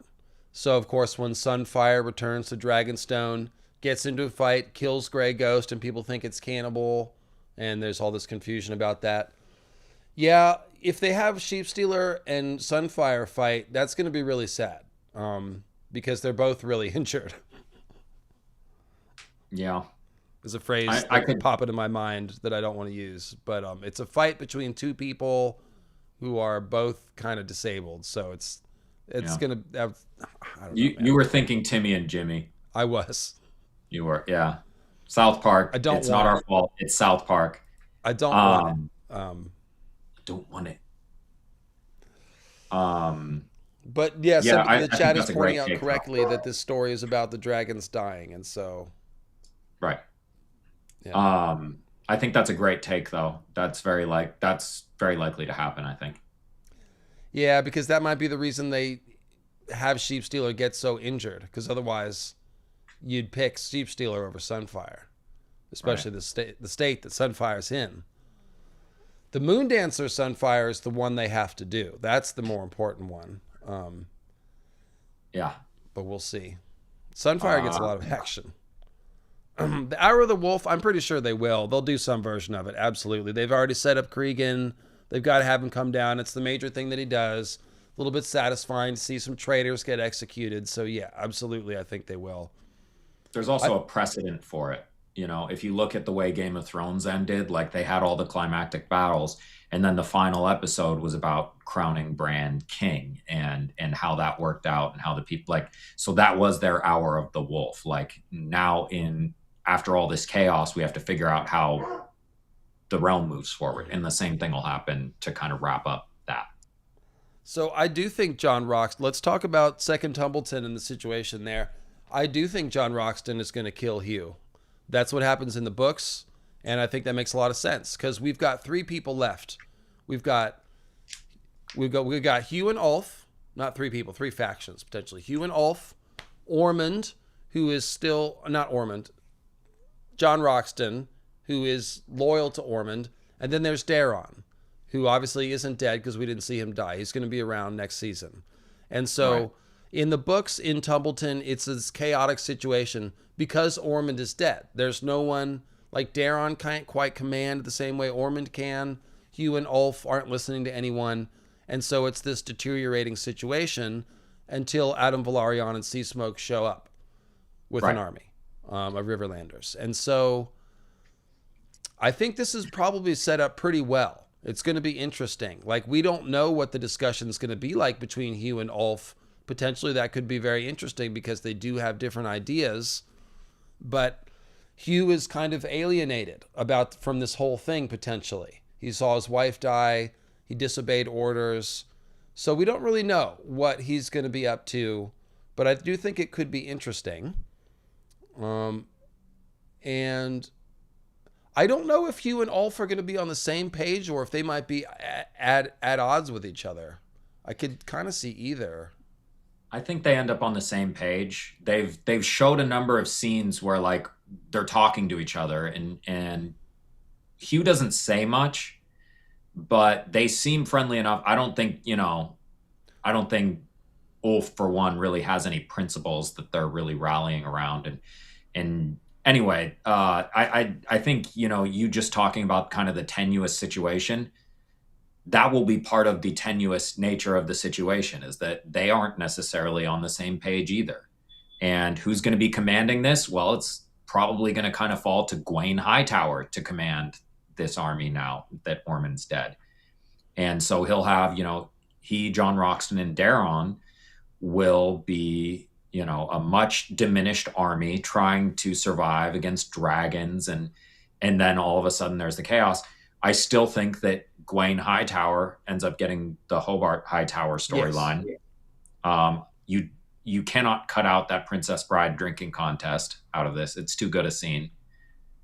Yeah, I think Gawain will do that. It'd be very brave and tragic. We feel for Gawain now, so it'll really, the heroism of it will come across. And Roxton's just a bad piece of work. Like him and Hugh getting into it could be interesting. Does Roxton try to claim Vermithor in the books? I think he does. I don't know anything about that. I don't remember that. Several people do try to claim Vermithor. No, Roxton is killed by Hugh's men. Is that what happens? Yeah, Hugh has men. That's kind of an understated point there, is he has followers, and we don't really get a good sense of why, but it would have been He might develop some. And that's why I said they should have played up this idea that some people see Hugh as a kingly figure so that he could assume that. But I think they'll probably just come to it late. Right. But yeah, it's like you're saying, with Gawain now having, become a more developed character and that really hitting us in the heartstrings. I think in the book, it does not completely make sense why Hobart Hightower is willing to die to kind of take Ulf out of the picture of him being chaotic. You have a bunch of high lords. You're probably going to still just do whatever you can to try to control this guy. Because also, if you lose a dragon rider, you're probably going to lose the war. So, like Gawain doing it probably to protect Daron makes a lot more sense to me. Yeah, plus, and I had that backwards. So Hugh's men do kill Roxton. Roxton doesn't kill Hugh. I kind of see... Who kills Hugh? Who does kill Hugh Hammer? Does he just die in kind of the kerfuffle with Adam Valerian attacking? No. People kill him. Oh, they say Roxton. Okay. Oh, well... So and then John his men kill Roxton after Hugh dies? Okay, that makes sense. Okay. All right, so I was right the first time. All right. Very good. But yeah, you also see maybe Gawain getting a little bit, maybe he caught Kristen Cole's Doom Poet disease, and he gets kind of emo about it.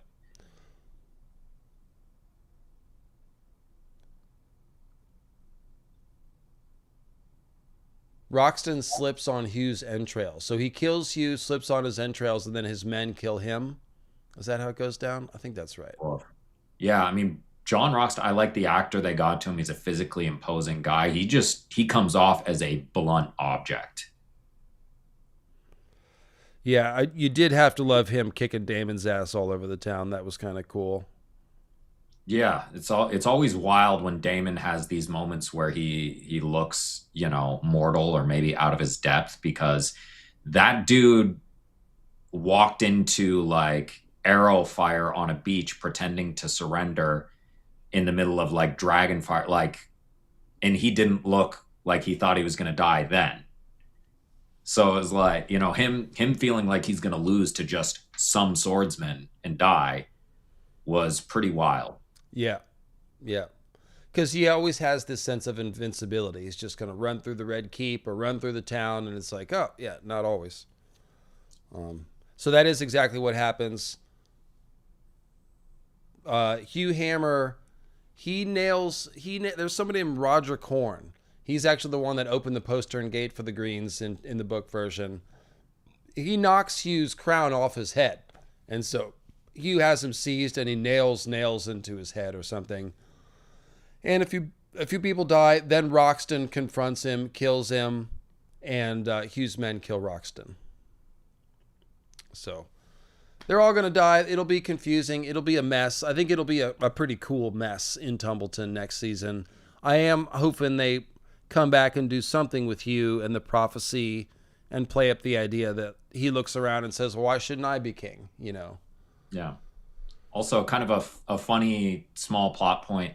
They're bringing up the bowl cut, joking, but it's actually a very purposeful thing they're doing.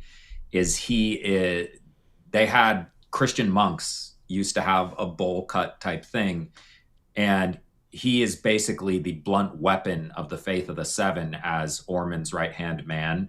So him having that very, Christian monk aesthetic as he's swinging a gigantic sword. I mean, there's some stuff going on there. Okay, that's cool. Yeah, it does. It is a powerful archetype, so that makes sense. And let's see. What else do we have for next season? Major questions to discuss. Fandom, live chat. Let me know what do you want us to talk about for next week? Because it's about time to go. It's been about 3 hours, and I'm getting hungry. So, last call for questions for next year. I'm excited to see the battle over the God's Eye. I'm curious if they're going to do the leap and all that. The amount of power that gets infused into the Weird Net. Yeah, that's a tasty meal. All that golden blood of old Valyria. Dragon blood. Yeah. There is a werewood tree about to grow big and strong. Slurp, slurp.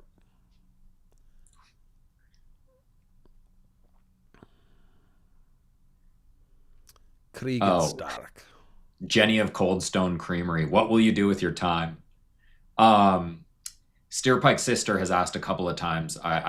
We got distracted the last time I was going to say something. She wants to know about your analysis about the play. Oh, yeah. Well, I'm going in about 2 weeks. So I made the Leanna video and I did a stream about the rumors. And that's probably all I'll do until I actually see it. But I'm going to see it in early September. And I'll probably record my take on it right after seeing the play from some hotel in Stratford-upon-Avon. And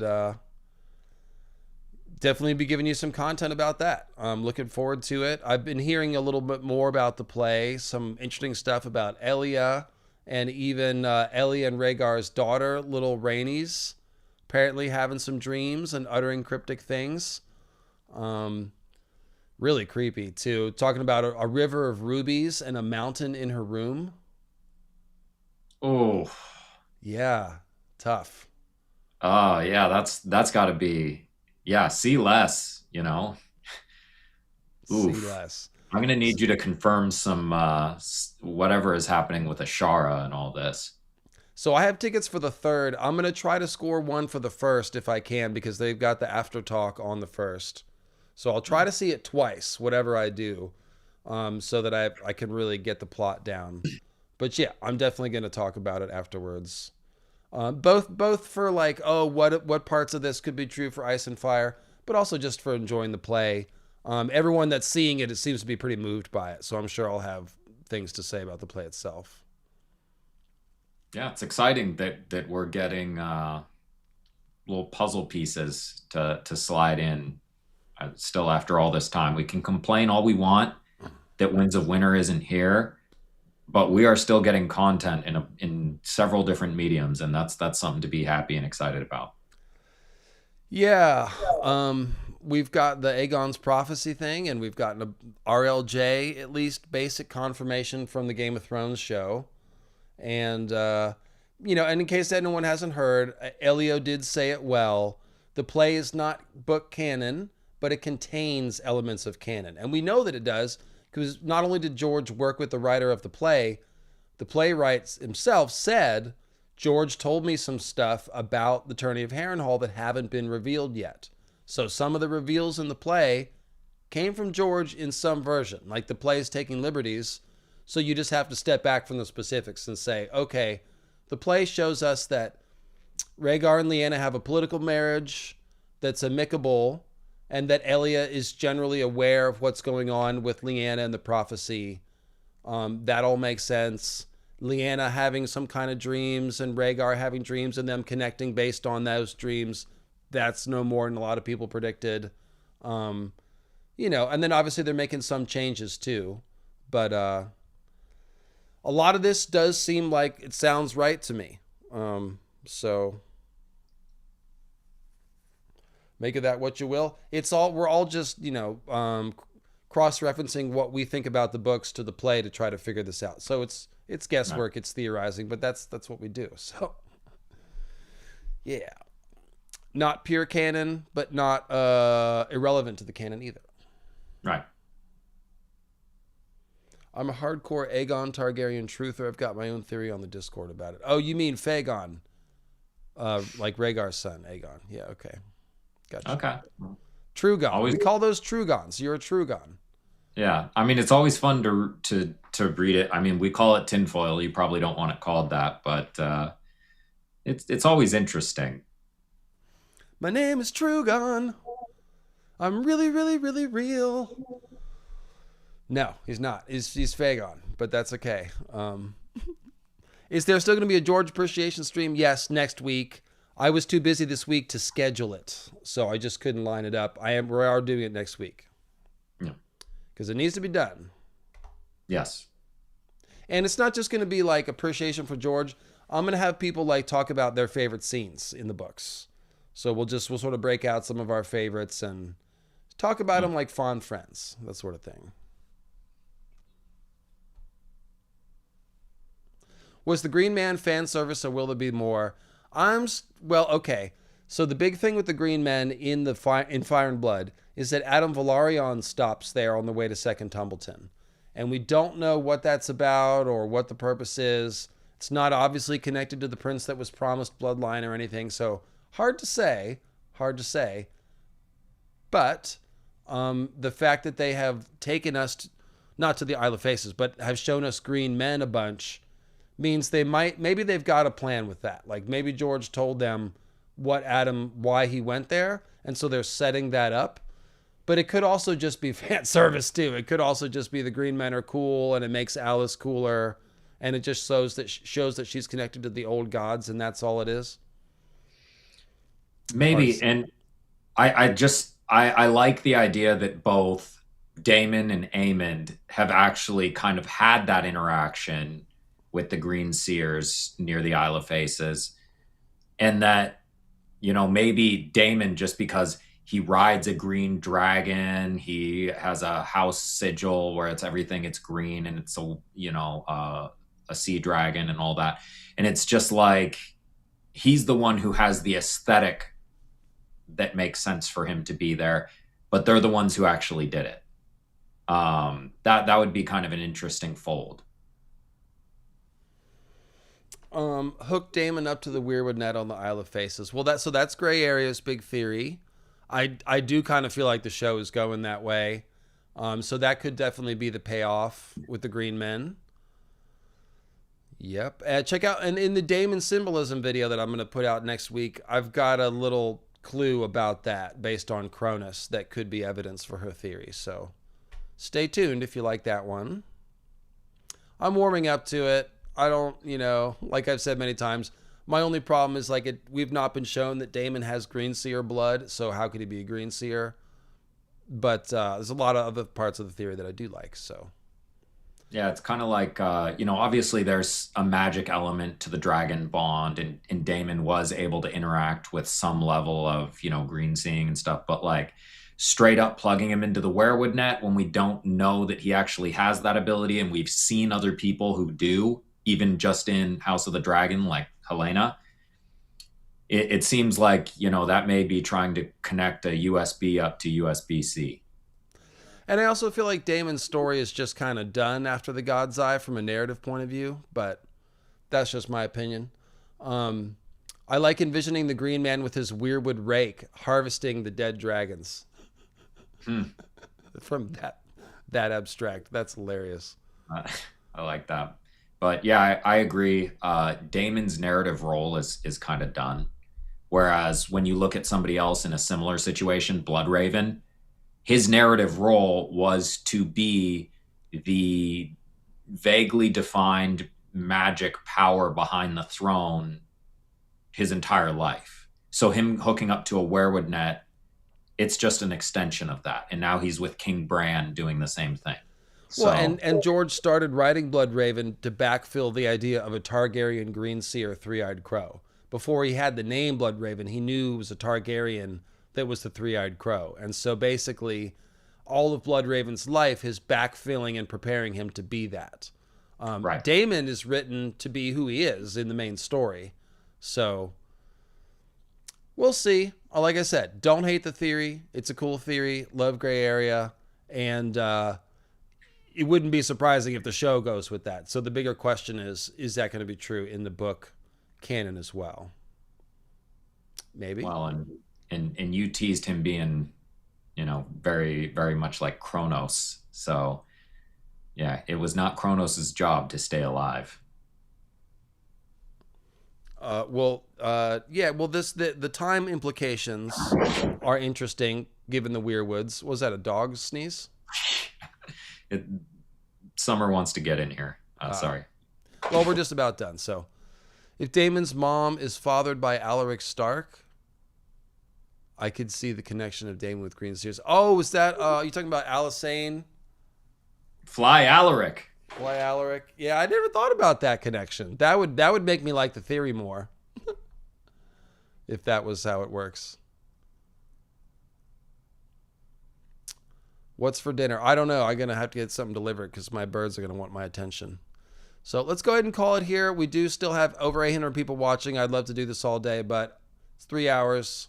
We got some dog looking face here for y'all. It's a good way to close it out. Oh, it's so wholesome. Look at that.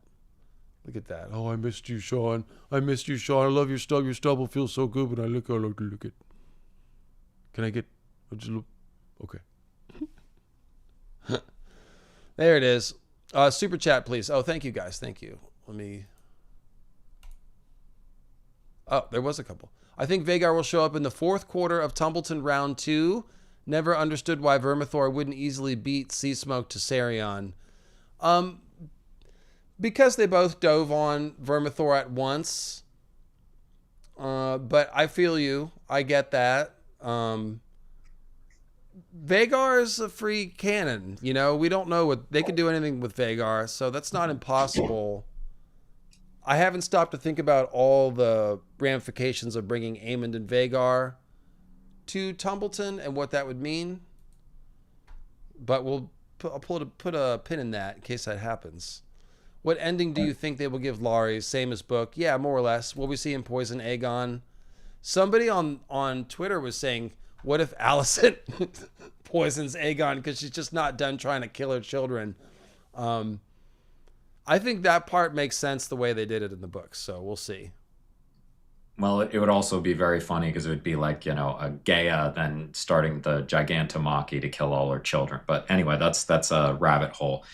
I think there's a good answer to why Vermithor wasn't able to kill a bunch of smaller dragons, especially when two of them jumped him at the same time. Flying is damn dangerous.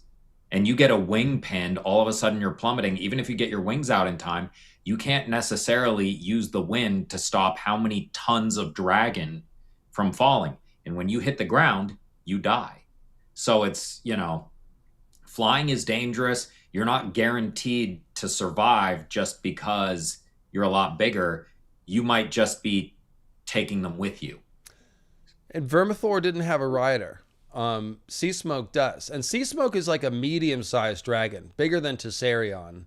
And Tessarion's not puny either. And so basically we've got Seasmoke with a rider attacking Vermithor from above, like directly, like intentionally. And then Tessarion jumps in. So I agree with you, though. Vhagar should have been able to take out both of them and still survive, but dragons can hurt each other, and so that's what happens. Tessarion was protecting her new boyfriend. Yeah, I love that. I think it's really, really cute and funny. Yeah.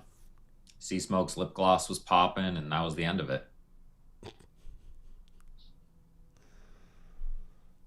Tessarion is a real looker, Oh, total cutie. You know that's funny though. That's a Marvel reference.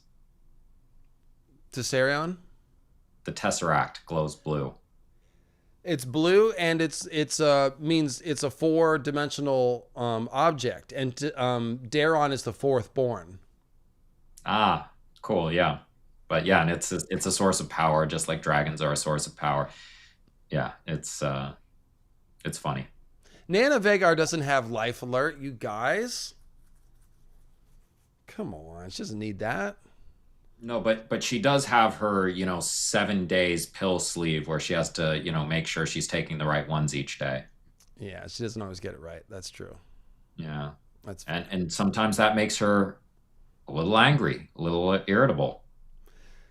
Yeah, Nana Vagar. I feel like we've got one more sneak attack in her. You know. Yeah. You get some days you get stories from her. She's on her medication. She's feeling good. She's got her hair up in a bun. But then the other days, you might get the claw. Well, what's funny is I made a bunch of Vagar memes, but I think my favorite one is the black and white one of her hiding behind Rook's Rest. Oh, I can't find it right now. It's literally a black and white drawing of her hiding behind Rook's Rest. It's so funny. Oh well, forget it. All I could think of during that was the from Mr. Deeds, John Turturro's character. I'm very, very sneaky, sir. Very sneaky. Nana is sneaky. All right, guys. Thank you very much for tuning in for our little season wrap up. I feel like this has been successful. Thank you, Sean. Really appreciate you on the stream. And thanks to the Discord and all the chat. Sorry if I missed anyone's questions. I have now processed House of the Dragon, and we will be back to regularly scheduled programming. So next Sunday we'll do the George Appreciation, and then I'll be out of town. So I guess I can't promise that I know what I'll be doing. I will stream if I can while I'm out of town, but it probably depends on the day and what's going on. So we will see. I'll keep you all abreast. I will have videos. The videos will not stop. I got ahead on the videos, so I'll be having stuff coming out the whole time that I'm gone. But that's still a couple weeks away. So thanks, guys, and look out for the Damon symbolism video this week. Sean, you got anything? What do you got coming out next?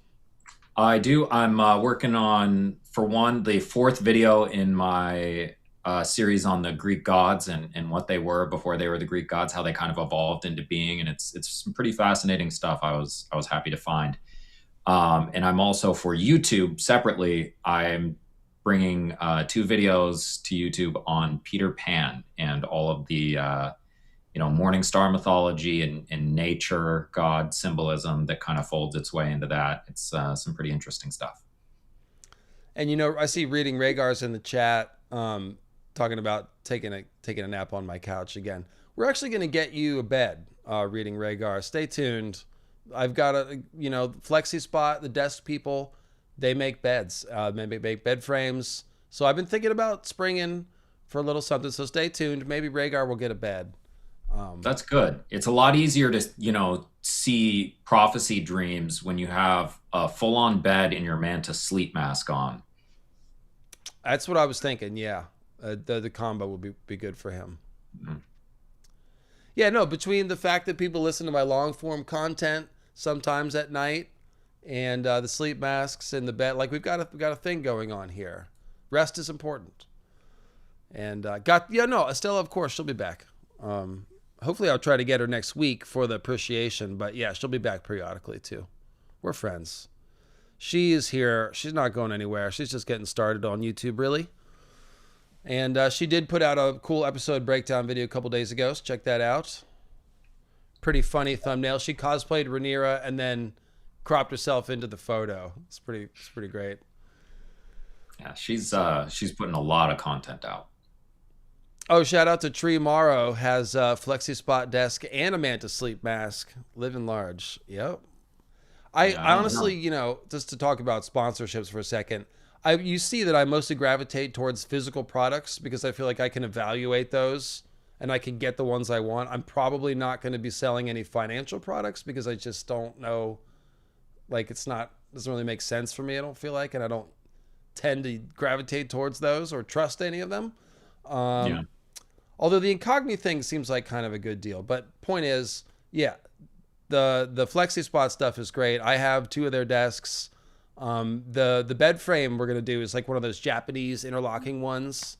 It's pretty cool. So yeah, and the sleep mask I use all the damn time. So Yeah, I have one. I use it every day. Yeah, so Manta Sleep, if you're listening, as my channel gets bigger here.